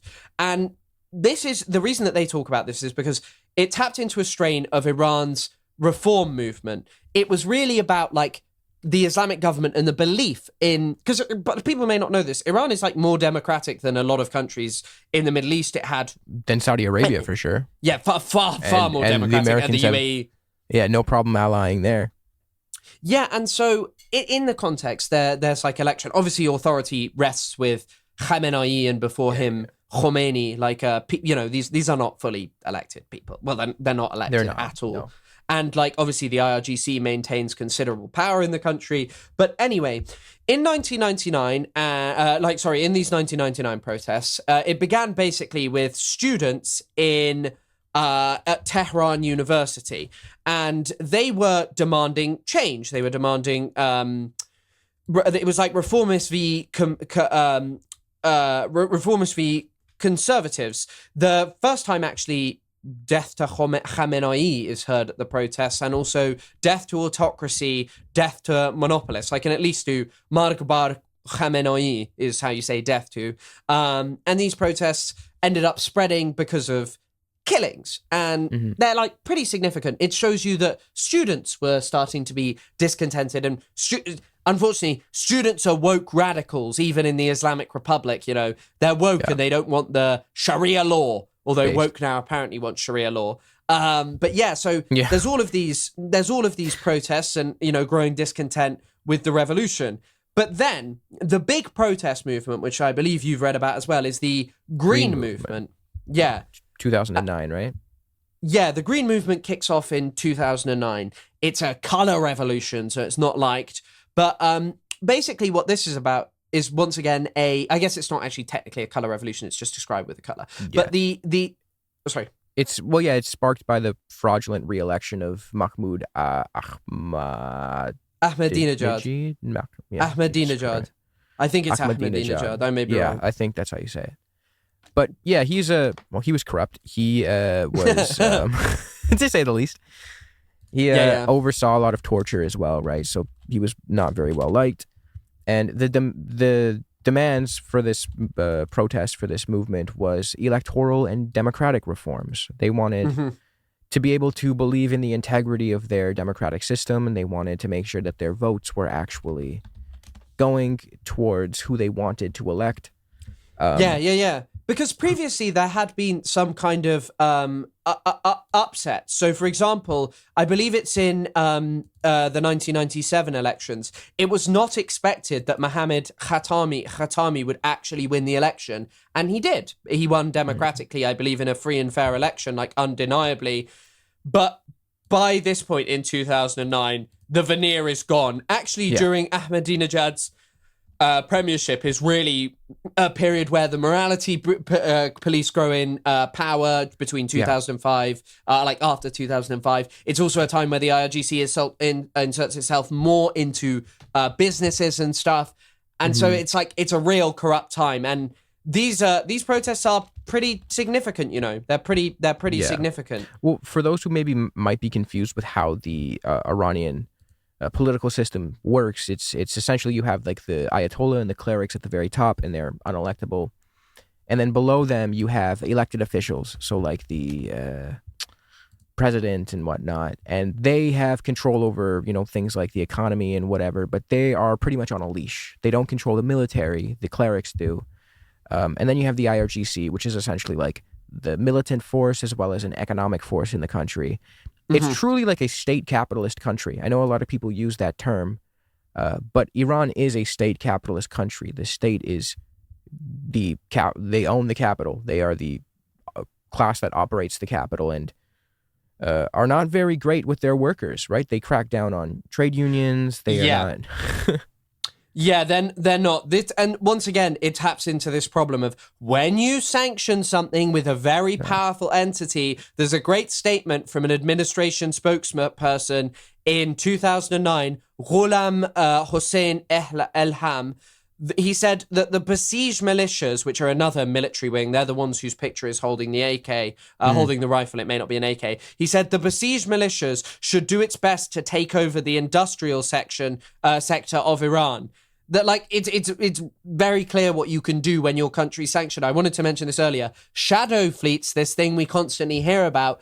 When you are operating oil sales through front companies to evade sanctions, who do you think's getting rich from that? These things are totally unaccountable at this point. Of course. It's not going into the pockets of like average Iranians. There's certainly people who can make money, but this kind of like corruption is also something that Iranians really feel aggrieved by. They do, and it's like a running theme of just like people. Yeah, definitely. But the interesting thing that I read from a JSTOR piece, which is written by some people with some pretty crazy views, but it's called Evolution Toward Revolution. And it's really interesting because I think things operate in structures, not events. And it's quite interesting to see the like kind of structure of protest. Now, what it said about the Green movement, which by the way, lasted for 20 months. It was a long, sustained protest that attracted over 1 million people. But it really remained within the remits of what was acceptable of the government. So there are a lot of chants of Ya Hossein, Mir Hossein, which is a reference to the grandson of the prophet, a figure within Shia Islam, Imam Hossein, who is killed by, who is killed. And if you've ever seen Shias like mourning, that's what they're doing during the month of Ashura, and also. During Ashura. And then the reason that they said Mir Hossein is Mir Hossein Mousavi, who was the reformist. Yeah, he was the reformist opposition figure. There were chants of God is great in Arabic, but there's also another really interesting one. No to Gaza and Lebanon, I will give my life for Iran. Yeah. So that's where you kind of start to see the nationalist sentiment pick up. And real quick, it's worth noting that Mir Hossein Mousavi, he was the opposition figure and he was associated with the movement. He was arrested and subject to house arrest ever since, right? I think, did he die on house arrest? Because a lot of people just end up sort of just dying on house arrest. I'm not sure if he's still alive. I think he might still be in house arrest. Yeah. Since 2011, he's been in house arrest with his wife. Yeah. I mean, crazy. Like, just the Iranian government certainly doesn't just crack down on its people. It also prevents anyone who might actually do anything reformist. But once again, if you look at the history of Iran, one of the reasons that they probably have this paranoia is when the Shah fell, it was in part because he did some liberalizing relaxation after he had to undo some of the insane policies, like the one-party policy of the Rastakhis. And so the Green movement is significant. You start to see something that is more nationalist.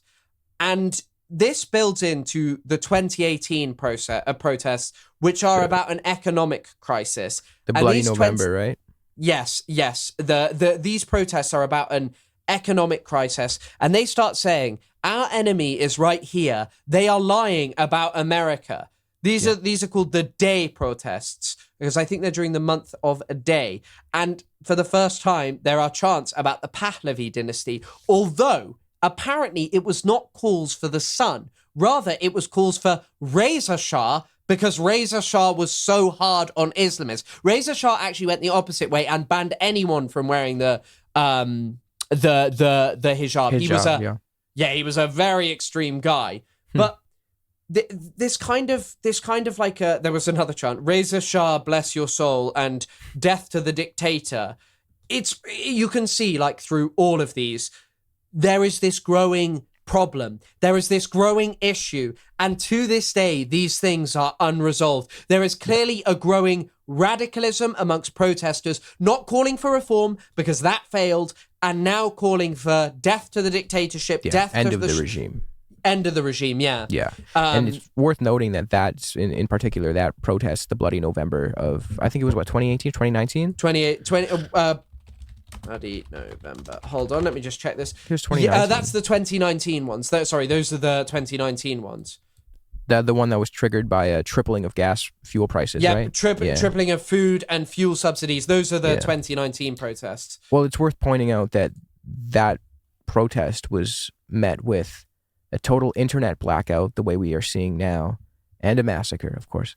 So you start to see these intense repressive ways of dealing with this. Not that the repression is new in any way, shape, or form, but you're seeing it exacerbated. And to this day, like, those same tactics are being deployed because the underlying grievances of the masses are not being addressed. Yeah, well, and the other part of these protests is there starts to be a problem that these are becoming nationwide. And once, like, these protests are particularly interesting, the 2018 and 2019 ones, because they're in part about economic grievances, and they transform into something bigger, a real nationalist cause around, we're Iran, we're not Lebanon, we're not Palestine, we're not any of this other stuff. We are just for Iran, we're for Iranians, that's what we care about. And this isn't to say that, all Iranians feel this way. There are many who have solidarity with Palestine. I think that people just view it as emblematic of corruption, whilst, like, people struggle, and it seems... I mean, people feel this way about Israel in Western society, where money is poured away whilst people are struggling and people are starving in our countries, and people are addicted to drugs and are homeless and all of this horrifying stuff, when there's just... And people don't have working medical care, like healthcare in America. Yeah. And yet Israel can have $1 billion for some new bomb to blow up children with, I mean, it's very easy. It's very easy for me to say, oh, you should have solidarity with Palestine and Lebanon and Syria. These people are facing immense economic hardship. I'm not going to scold them for thinking of themselves immediately in the moment. I would like to think that I wouldn't, but again, let me shut the fuck up. I'm living completely separate from this, a very privileged life, so I'm in no position to judge. Yeah, I think also maybe some people will be upset by how we're analyzing this and how we're talking about it. But I also just want to reiterate, like, you need to understand what is going on in the world. You need to perhaps read people that you don't always agree with and confront realities and look into, hey, this shit is happening and it is not just Mossad CIA op to overthrow this because that's what the West wants, and, oh, everyone in Iran loves Palestine and this and that. Again, once again, Iran has 90 million people. It is diverse. People have very different feelings and thoughts about all of this stuff, and these economic grievances created protests as far back as 2019 that, according to the BBC, were spread to over 70 cities. And they're not just limited to protests. In Iran, throughout this period, there are growing labor strikes. There are growing teacher strikes that are met with brutal repression. People just asking for decent pay, people asking for, to live meaningful lives. And so all of a sudden, these are amalgamations of not, the middle classes who are like, hey, we want our vote to work. These are amalgamations of the poor. And Iran is diverse. There are different provinces. There are Kurds, ethnically Turkish people. I believe the Azeris, right? Then you also have Baluchis, where actually sort of killing and mistreating Baluchis seems to be something that most people just, even inside Iran, don't really care about. Like, most people, I'm sure, don't even really know much about Baluchistan. I mean, I don't. Like, I think actually Iran and Pakistan, when they had some kind of flare-up not too long ago, just bombed each other's Baluch regions, because neither of them have particularly good relations with them.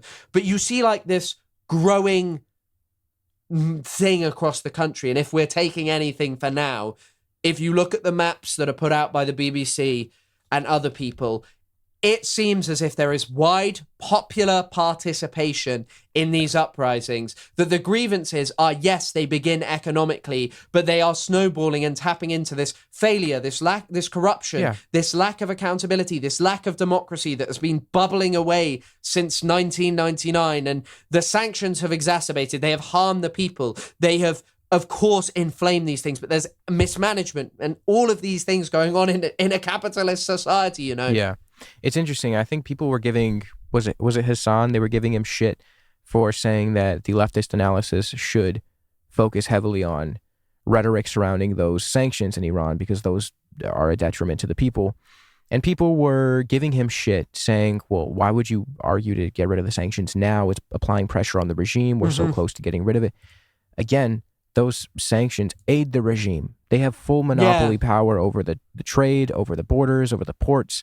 They are enriching themselves in part because of those sanctions. The regular people are suffering, and then that's exacerbating the corruption because you have, again, the IRGC, which is essentially the force that controls all of this infrastructure and resources and trade and borders. And they're enriching themselves so much that the people can see how corrupt this government is. So, I mean, as a leftist, I do believe like your first analysis should be, what can my country, what can our Western countries do that we are doing wrong? What can we stop doing? What can we alleviate these sanctions? We saw that Iran was willing to cooperate with the JCPOA. But again, I think it was really weird that people got mad at him for that. Yeah, there was also Scott Bessent talking about this. He was like, he said the devalued currency, Scott Bessent, the Treasury Secretary of the US, this is why Iranians took to the street. This is economic statecraft, no shots fired. Like, when you see it in that way, they are playing with people's lives. They are inflicting suffering, not because they actually fully care about those people, but because they like care about what they make. And the same, like, I read this about, like, once again, when there is a rich elite in your country, who are you reliant on when you are incredibly poor? Who do you need to ensure? And many people are steered, I'm sure that this does bring people to the street, but many people are also steered away from protesting, right? By like, hey, I just need, like, I need to look after me and my family. I need to ensure that they have things.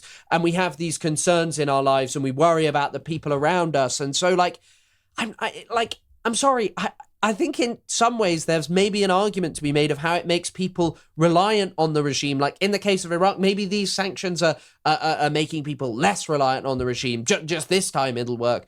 But it's so like, it's so repugnant and grotesque where like people will call out Hassan and say, no, this is not the leftist position. But then simultaneously you will see like Scott Bessent, all of these people like, yep, we're bringing Iran to its knees. And it's like, what? And also, by the way, some of these people also don't believe that we should sanction Israel, even if they believe it's committing genocide or it's doing any of these things because it'll harm the Israeli people and won't have a good effect. And it's like, what?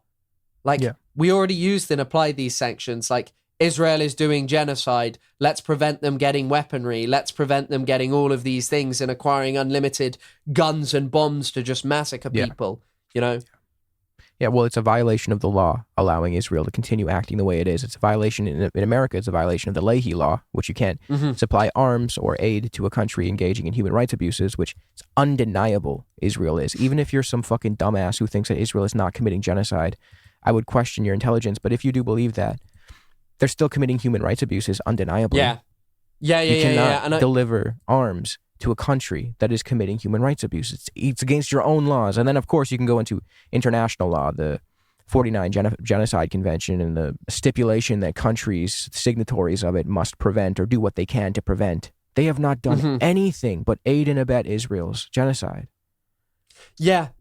Categorically, they have done absolutely nothing. They haven't given one single thought to preventing it. And also, by the way, I think that this is just the repugnant irony that it's so hard to get over as like a leftist. It's like, either apply these sanctions to all of our allies, to all of these countries that we should have no business allying with. What? Human because rights it abusers. furthers, because it furthers Western interests. No, apply them equally or don't use them. It's not acceptable. Saudi Arabia, UAE, Israel. Come on. I mean, I mean, 100%. I mean, it's kind of like this thing in football, you know, right? Like in the UK, Chelsea Football Club, Roman Abramovich, who was the owner of Chelsea, was forced to sell the football club after the Russian invasion of Ukraine due to proximity to Putin. Manchester City's owner, Sheikh Abdullah bin Zayed, is like the point man between the UAE and Hemedti in Sudan, Haftar in Libya, like every single maniacal, bloodthirsty warlord who kills thousands and destabilizes the world. But it's okay for Man City to own them because he's not Russian. He's owned by them. He's our ally. You know, it's kind of like this really difficult thing to deal with, this real different bitter pill to swallow that, oh, just in this case, if you say anything that isn't just Iran must be evaporated, you are an evil, tanky leftist monster.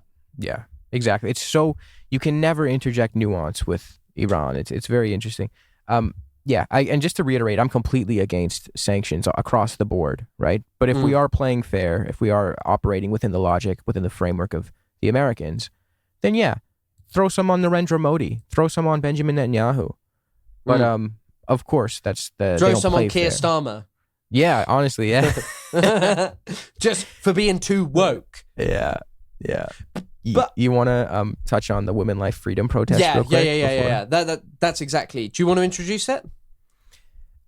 Yeah, sure. I mean, it was in 2022. It was triggered by the murder of Jina Amini, who is a young Kurdish woman, if I'm remembering that correctly. She's a Kurd. And she was murdered by the morality police for not wearing her hijab properly. Now, they claimed that she died of a heart attack? Allegedly she was murdered, yeah. First of all, she was a young, healthy woman, and eyewitnesses saw her being beaten. So It's impossible that she was, impossible. It's probably despicable to even allude that could have happened. Yeah, like the plausibility of like a random heart attack when she's seen being beaten. And by the way, she died of a heart attack when there are literally people who watch her getting beaten. Yeah. Even if that was the case, it's not better, is it? That would have been induced by their assault. So yeah. Like when someone dies in a British prison or a jail after being tortured and like beaten by the police, that's the police's fault. It's not. It doesn't absolve them. Yeah, if I punch someone in the chest and they go into cardiac arrest, I caused that heart attack. I still killed them. Yeah. But regardless, it's so stupid to even give humor, even humor their narrative. But this was significant because it was spurred a massive uprising, and it challenged the central pillar of the state, which is gender apartheid. And you see women, you see young women, you see young men, you see Kurds, you see a whole bunch of people coming together to protest the state and protest this gender apartheid. And the fate, of course, is similar to the previous protests. It's just a massacre by the state.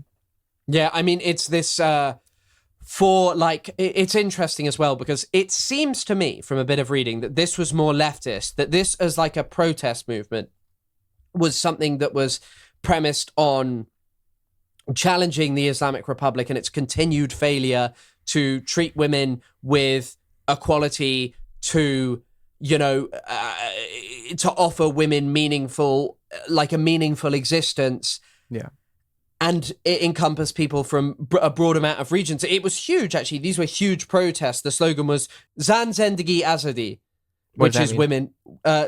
Zan is women, Zendagi is life, and Azadi is freedom. That's what the main slogan of it was.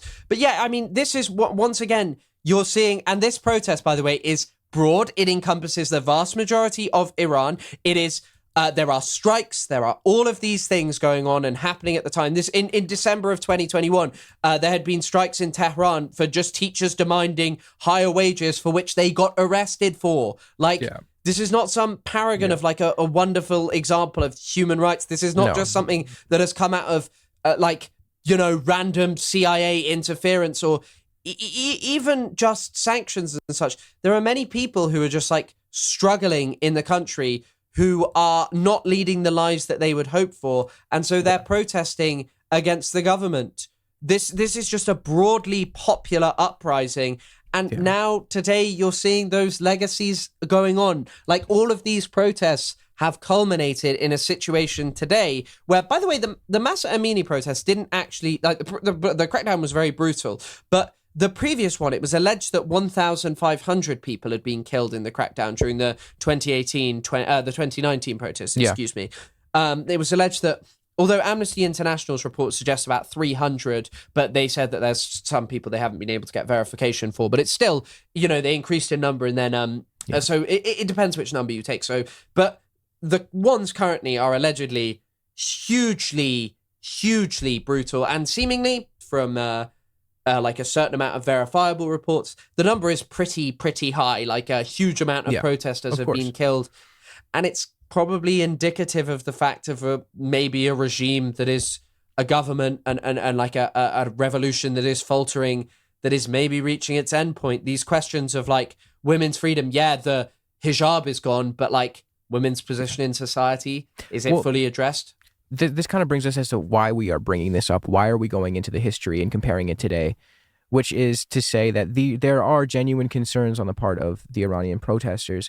It is true that Israel and the CIA and the West are infiltrating these and being opportunistic, but it's not fair to say that that's the sole reason for these protests, and no serious person really does.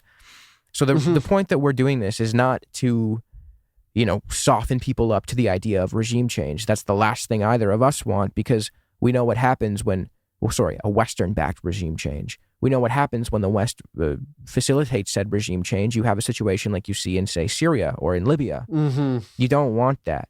That regime change, the switching out of the regime, needs to happen by the Iranian people. That needs to be a manifestation of the will of the Iranian people. And the reason that we are giving this context and being charitable to the situation in Iran in a way that we would not be when it comes to Israel is because, speaking for myself, I believe Iran is redeemable, whereas I don't think Israel is. Iran, all you really need to do is switch out the regime, switch out the government, have democratic reforms, and have someone in power there or a structure in power there that is actually reflective of what the people want, a democratic government. That's all that you need to do in Iran. In Israel, it is entirely predicated on settler colonialism and eliminating the native.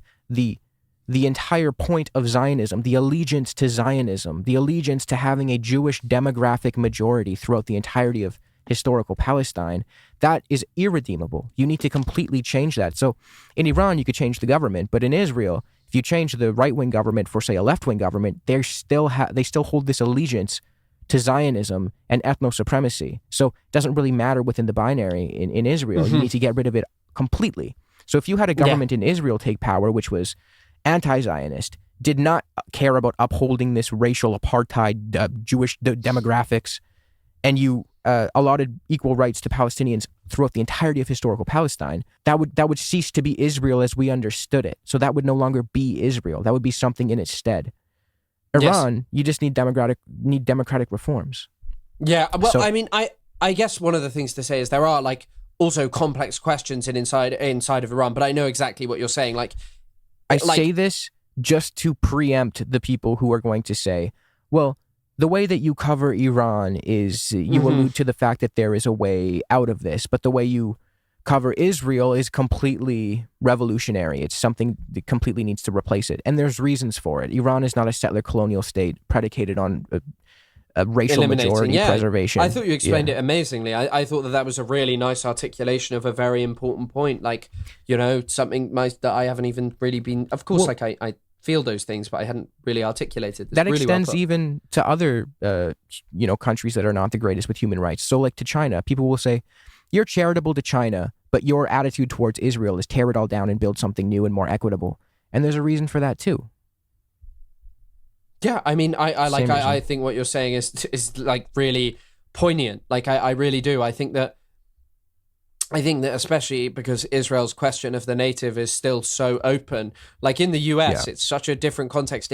Not in terms of that the native is dead and gone. The native still exists there, and the native deserves justice. But the frontier is closed, and people were like, the frontier is like a sociological concept. Like if people want to, it's not my area of expertise. It's quite complex. It draws on I've forgotten the name. it draws on some like very foundational like aspects to the United States itself. But the Israeli frontier is still open. Their question of the native as like an alternative political power is really open, and they are still engaged directly in like this unclear zone of legality, this unclear zone of who really owns what. And of course, I mean, we know it's the Palestinians, but in terms of like Israel and its visions, it's really unclear who owns it and what will happen and what will become. I mean, for them, it's just we are going to settle it, unfortunately. Yeah. But yeah, I think what you're saying is really poignant. And like, I think it doesn't like... Iran obviously has all these ethnic questions of... For sure. Like, you know... But like, you can create... well, the problem is you don't have a nation state. You have a state that is of the people of Iran, not just like someone who is ethnically Iranian, a state that is of its Kurdish population, of its Shia, Sunni. Like 20% of Iran's Sunni. I didn't even know their population of Sunnis was that high because of all of the Kurdish people, Baluchis, all of these people who deserve a right to a state that is accountable to it, that protects their interests, their lives, and affords them the ability to exist in a society as human beings and people. Well, there's a difference between a state like Iran, which has like an ethnic majority, and a state like Israel that legislates the preservation of their ethnic majority. There's a difference there. Did you see that if you've received a Palestinian education as a Palestinian, you can't become a teacher in Israel anymore? Like, come on. that if is you've indicative. gone to a Palestinian, if you've gone to a Palestinian, like if you went to, oh gosh, how have I forgotten the name of the university, Ep.8 University in the West Bank? If you've gone there, you can't teach Israeli kids anymore. Like you have to have had education inside of Israel because the Palestinian narrative, the Palestinian truth of history, the truth nuke of Palestine is just too dangerous for those poor little Israeli kids. Have you seen the Israeli textbooks? I know that the trope is that Palestinian textbooks like teach their kids to hate or whatever bullshit. Not true. But have you taken a look at the Israeli textbooks? They are crazy. How do you think I understand Palestine? Like, yes, that's all I read, Isaac. That's all I read, the Israeli textbook. They blame the Palestinians for everything. They call them primitive. It's insane. There's a book that analyzes them. I'll link it in the description, but I had to read it for one of my videos. But that's besides the point. I think that anyone who did studies of like Palestinian history, in their textbooks in the education, what Israel is actually so aggrieved by is the fact that Palestinians are taught the reality of history, that they were ethnically cleansed. It's because it has things about like returning to their homeland. Yeah. But like they're refugees. They should have the right to do that. Come on. And they do. And our Western governments have approved that, have put their stamp of approval on that right of return in the past. They did it in Yugoslavia. They did it to the East Timorese. The right-wing governments of Europe will probably do it to Syrians. They'll say, you need to return. They'll literally enforce it when it comes to Syrians. Yeah, force Syrians. Like, say, time to go back and live under Jolani, which is probably what they'll have to happen. Oh, man. This stuff in Syria, I know it's besides the point, but the stuff in Syria over the weekend, oh my God. Horrific. Yeah, lots of people have especially like just to touch on it very, very quickly, lots of people have pointed out like Jolani is promising, or al-Shara, I apologize, is promising these guarantees to the Kurds, but there are people who are in close proximity to Jolani. This was literally noted by Reuters, which everyone would cite for the death toll in Iran. This was literally noted by Reuters that that people in close proximity to Jolani, in like a long piece, which is, by the way, I'd say more reputable than, just like a short statement put out by them. But anyway, in their long piece, they said, the people like right in the closest proximity to power in Damascus were authorizing major like torture and killing of thousands of Alawites and allowing just ethnically based massacres to happen that seemingly no one has really fully been held to account for. So the worrying things may happen for Kurdish people, and the abandonment of the betrayal of the Kurds. How many times now, dude? The really bad one was the Bush Senior one, right? When he Bush Senior. He told them to rise up, and the Shias in Iraq. He told them to rise up, and we'll back you. I mean, Trump did it. Reza Pahlavi did it with the Iranians. He was like, "You go out and protest." He's not like Khomeini. lived in exile. Khomeini spent ages developing like a full-on revolutionary movement inside Iran, like from Najaf, which is a shrine city and very important holy city in Iraq, right near Iran. Khomeini is seemingly just saying whatever shit people want to... Khomeini. I mean, he did also just sort of say things to appease people, but the Shah, Mohammad Reza Pahlavi, is literally just sat around going... I have 50,000, tens of thousands of the IRGC and the police force and the military who are going to defect to me. It's like, okay, bro, when is that going to happen? Like, you've not lived there. You're not real. Are you talking about Reza Pahlavi, the son? The son. It's Reza Pahlavi is the son. Mohammad Reza Pahlavi is the dad. Sorry. Yeah. I'm sorry, Reza Shah, Reza Pahlavi, Mohammad Reza Pahlavi. Yeah. Did you see he was with Machado today? Reza Pahlavi? Yeah, and Machado? Holy, that's a squad. Yeah, I'm trying to work out who else they're with, but they're dream together blunt all rotation, today. dude. Maria Corina Machado said, I had the pleasure of meeting with official Reza Pahlavi. We exchanged insights on our respective struggles and aligned our efforts toward a shared purpose, the liberation of Iran and Venezuela from oppression. I expressed my deep admiration for the Iranian people who continue to fight for their future with immense courage in the face of brutal repression. By the way, 100% these people sat here and were like, do you love Israel too? As authoritarian regimes deepen their criminal cooperation, those of us who stand for freedom must coordinate even more closely. The alliance between Caracas and Tehran has turned Venezuela into the epicenter of Iranian influence, jeopardizing the security of the Western Hemisphere. The survival of these regimes is not only a tragedy for our citizens, who overwhelmingly demand democracy, but a direct threat to global stability and the US. By using Venezuela as a primary platform, the Iranian regime fuels instability, terrorism, and transnational crime networks that extend far beyond its borders. A free Iran and a free Venezuela are more than just goals. They will benefit Israel massively. She didn't say that, but that's what she means. They're essential for the conditions for a democratic world. Venezuela and Iran will be free. This also apparently has 100k likes, which is incredible. She's got 10 million followers. He's got 10 million followers as well. Odd that they're both so close to each other within 300,000 followers. Maybe they just, everyone who follows one of them follows the other, but I don't know. Maybe they should get married and create the greatest family ever. The Pahlavis Machados. Well, also, neither of them are really democratic. Like, both of them just believe that they get to lead the country. Dude. Like, he is certainly not democratic, and he certainly will not be democratic. Neither is she.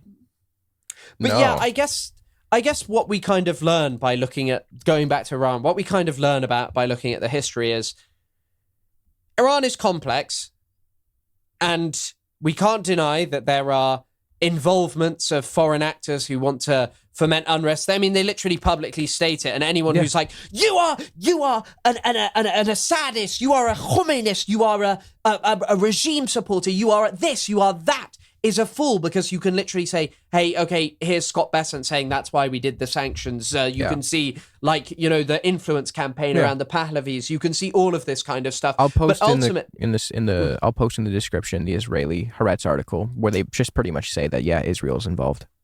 Yeah, but the ultimate thing is there is very real discontent in Iran. It has been brewing. The demands of the people that were prominent and prevalent in 1979 about the change that they wanted have not been sated, and thus Iran still remains in a state where people demand accountability, change, a lack of corruption, and those demands aren't going away. Yeah, exactly.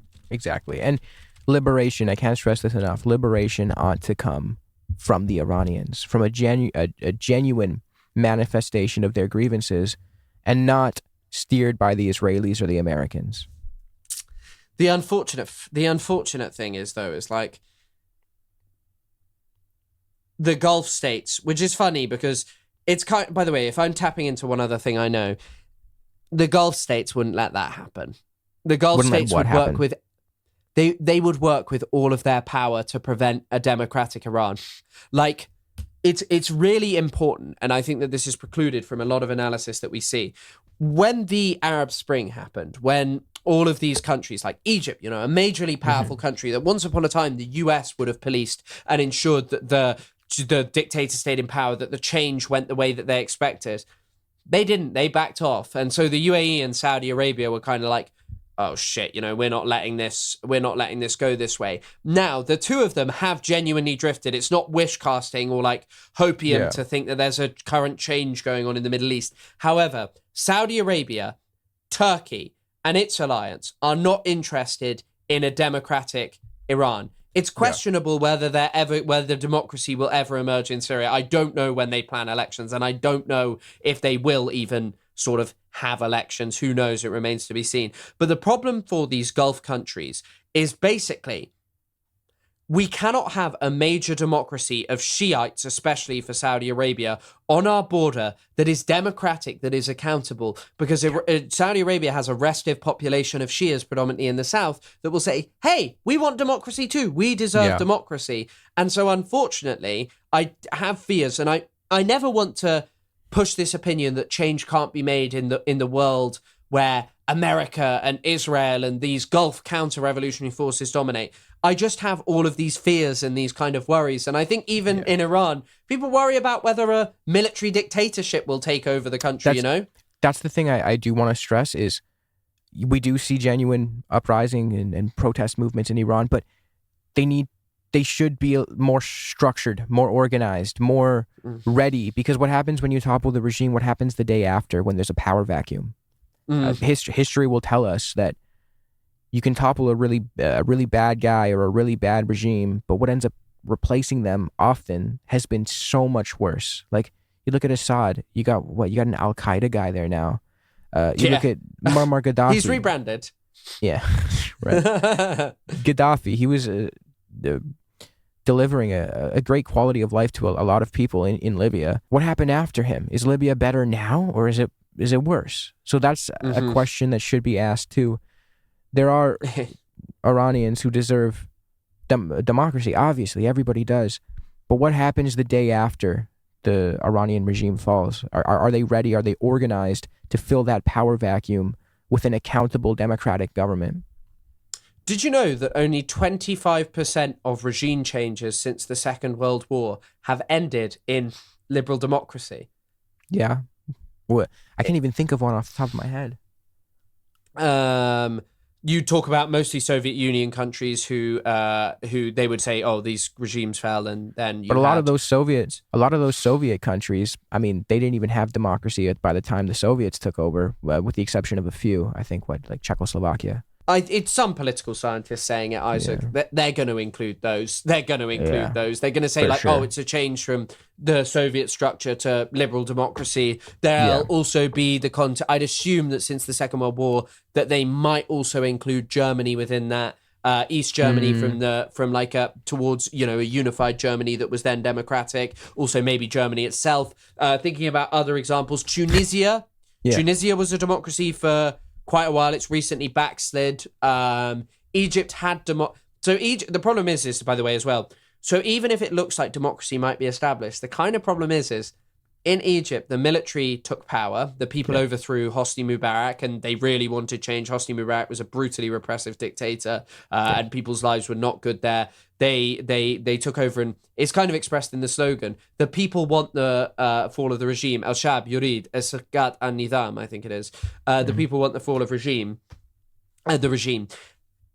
In the slogan, it almost implies that people didn't know what would come next, but people had this vague notion of democracy. Actually, Bahrain was one of the places where it was really organized, by the way. But anyway, so the revolution comes in Egypt, and then when there is like a growing protest movement, actually fomented by the UAE giving money to them and giving money to the military, after there is democracy, once there's a tiny, tiny bit of instability, the military swoops in, takes power and refuses to relinquish it, and is fully backed by the West. And so in Iran, maybe some reformist within the IRGC who maintains, or not even a reformist, a hardliner who's willing to take the bitter pill of working with the West, probably will be hard to sell the Israel shit.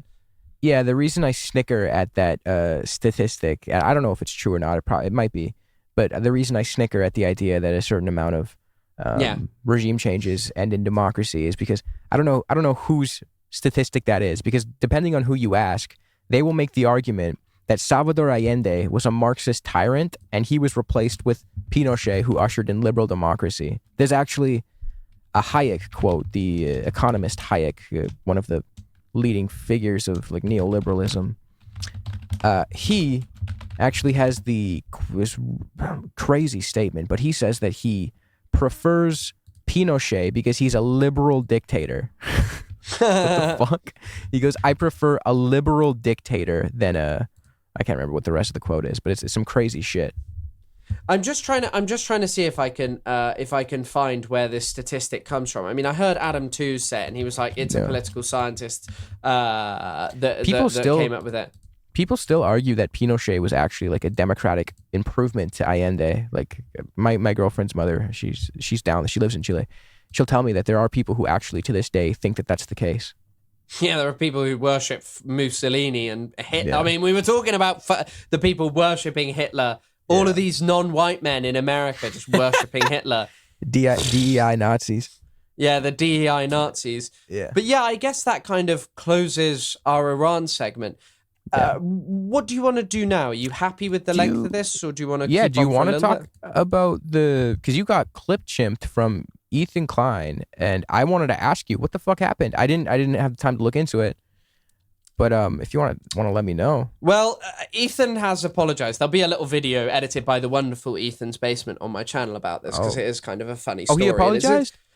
Well, no, he apologized because Lonabox, this is the amazing world of people's names who I should not know. Lonabox reacted to it and was like, oh, he was kind of being sarcastic. And also Ethan liked it because someone in my chat removed someone for calling him a nonce because I was like, hey, like, I don't like Ethan, but maybe don't call him a nonce, a pedophile. Like, you know, maybe not in my chat. You might get in trouble for it. You know, if you're doing that on your own personal time, it's your choice. I can't stop you. You can accuse people of anything on the internet and pretty much get away with it in terms of things like that. But anyway, so there's a clip posted on Livestream Fail that was actually removed because someone had actually clipped it from an edited video of mine, a stream highlight, where I was basically saying, oh, Iranians are all CIA, Mossad assets, in response to, I think, Ethan Klein going, oh, well, you know, the thing about Hamas is they're all an evil terrorist death cult. And it's like, hey, you are reducing Hamas, which, however you feel about it, I mean, it's designated a terrorist organization, I know, in the UK, but it is still part of the Palestinian Liberation Movement. It is still an organization which articulates Palestinians' desire towards freedom through militant means and engaging in means which my government and thus I myself disagree with in order to achieve those aims. And so reducing them to an evil terrorist death cult who is actually just a puppet of Iran aimed exclusively at just doing evil to the West and Israel is exactly the same as some regime figure or some propagandist online or Ali Khamenei himself who'll tell you, all of these protesters are here because of the CIA and Mossad and will do away with any legitimate grievance that they have, remove any of the context in which they exist, and actually harp on something that is real, that Iranian protesters were running around with guns and setting fire to things. Not everyone, but a small amount of them were. Yeah. And they use that as a means to articulate their justification for killing huge amounts of people. And so in this clip, I was like responding to that by being like, this is how you talk about things. Yeah. And you don't see it in the context of Palestine or Iran or any of this stuff because you genuinely think you are genuinely an Orientalist who inflates Islam and Iran and the Middle East to this position of the big evil other responsible for all of our all of the social ills in the Middle East, rather than actually confronting that there is the responsibility lies with the West. Yeah, I mean, especially with Hamas, like, and again, we both have to operate under the purview of the YouTube TOS and our own country's weird laws about everything. But it is strange how weird you're not laws. allowed... That's a terrorism act of 2000. Perfect laws, actually. Amazing laws. Yeah. Marky, you're doing a good job over there. But it's just strange that you can't talk about like material realities at all. And it's just you're operating on two sets of... You're just operating in completely different worlds when you're talking about, say, Hamas. You can't have an educational discussion about it, which kind of brings us back to what we talked about earlier today in the beginning. about Spooky Scary Socialist to the YouTube channel, who was just talking about Hamas in an educational context. This is what he told me. He's a friend of mine. So he was talking about them in an educational context. I think he was talking about like polling data or whatever. And he was clapped for supporting a violent organization. That was what he was reprimanded for. Now, Ethan Klein has boasted about his wife's service in the IDF, which is categorically a violent organization. Yet, the infrastructure that we operate under, which is YouTube, Google, whatever, they would never penalize him for glorifying her service. But when we have an educational discussion about polling data surrounding a militant group, that's inappropriate. But we're just trying to understand what people think of it for educational purposes, to look into it, to examine it. That's what we do. We do political analysis. If we're precluded from doing that, but then this guy can brag about how his wife was in the army that is known for baby murder, that's insane.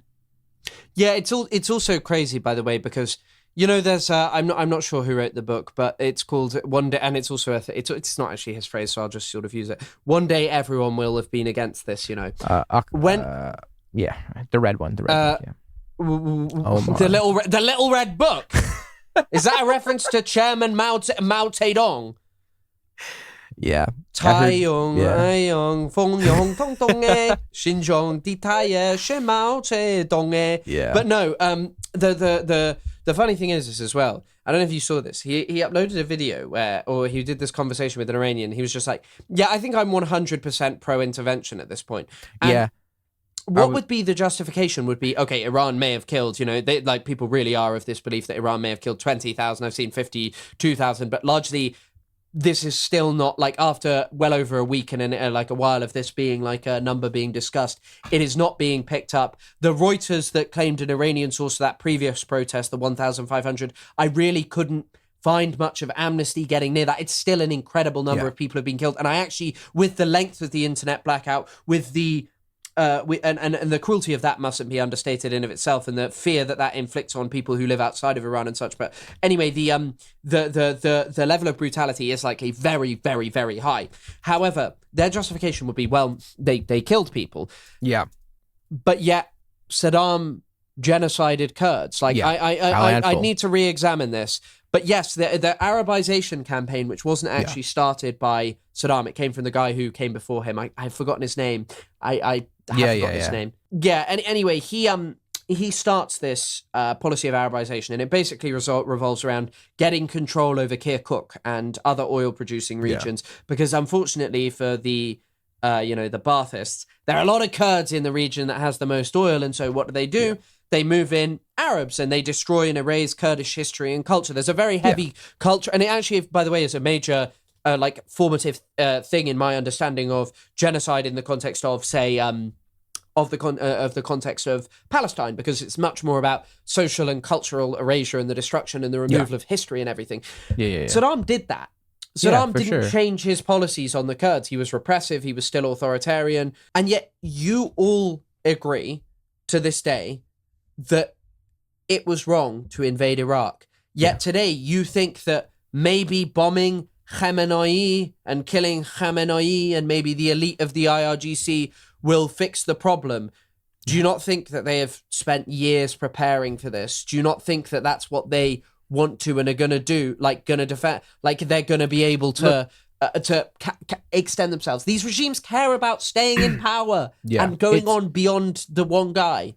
It's interesting to hear Ethan say that he is pro-intervention. And I guess while we're on the topic, maybe I'll call this segment the Monarchist Zionist Alliance, because he was having a conversation with an Iranian monarchist, right? Someone who... I also just want to reiterate something here. Like, not everyone who is just by virtue of existing in a country is an expert on it. Like, I'm sure the guy knows more than most and understands it in a different way to most people. You can find academics who understand Iran, who are like kind of monarchists, who will say what you want. Have them on. Don't just have on a random person and ask them to affirm your opinions about Iran. I'll go out on a limb. I don't care if this makes me look bad. Clip me, Ethan. The guy that you had on your show was an idiot. He said that the Shah was democratic. Your wife agreed with him. And then you praised Amnesty International. Go read what Amnesty International had to say about the Shah. It's 1976 report. Go.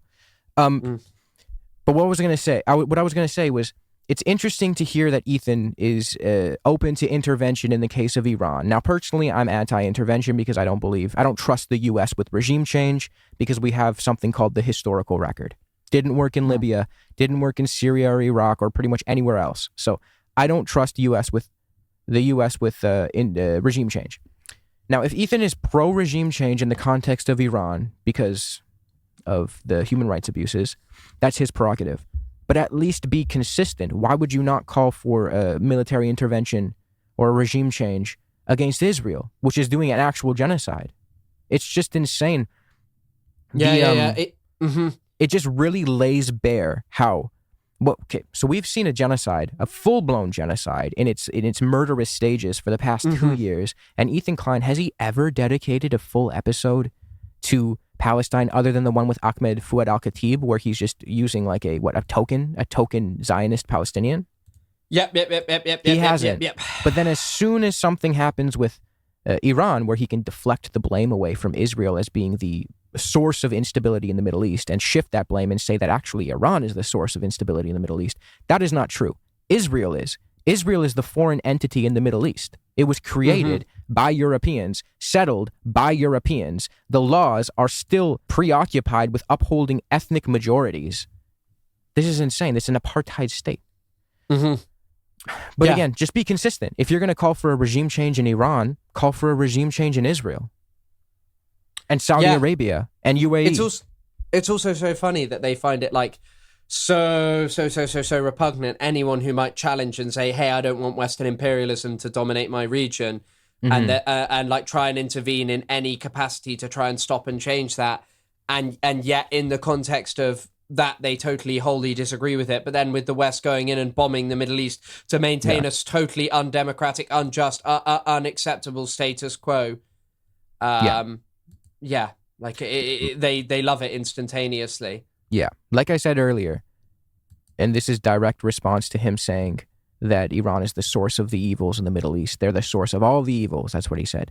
Iran is redeemable. You just change out the government. You have, obviously, it's more complicated than that. You have genuine concerns and democratic reforms that needs to be addressed. But at the end of the day, Iran is redeemable. Israel, as we understand it, as a Jewish state, is not redeemable because of that exact prerequisite that requires the majority of the people living within it be of a certain ethnicity. That is irredeemable. Something needs to take its place. The only other, like the closing remark I have on this is also, I'm sure that you've seen it, the Reddit LSF mod unmasking himself. Have you seen this? The Stale 2000, the DGG fan. Yeah, I don't know too much, but I've seen very briefly. Have you seen what he looks like? Oh yeah, he's Chad. I feel like that is the most castrating thing of the power of live stream fail, right? Like this guy appearing publicly, this guy showing his face, this guy appearing like this kind of like face. I mean, people probably knew this before, but like this kind of faceless entity that can, as he put it, make or break streamers' careers by throwing out harassment campaigns and this stuff. Him appearing and castrating himself like that to the large public as such like an incompetent and unusual guy is pretty fucking funny. That this is like the thing that like Ethan was browsing to find information about people. And this post, by the way, had like 30 upvotes. It was like some Lonerbox Orbiter posted it or something, and even Lonerbox didn't like it. But I mean, respect where it's due. That's good that he was intellectually honest and like defended you.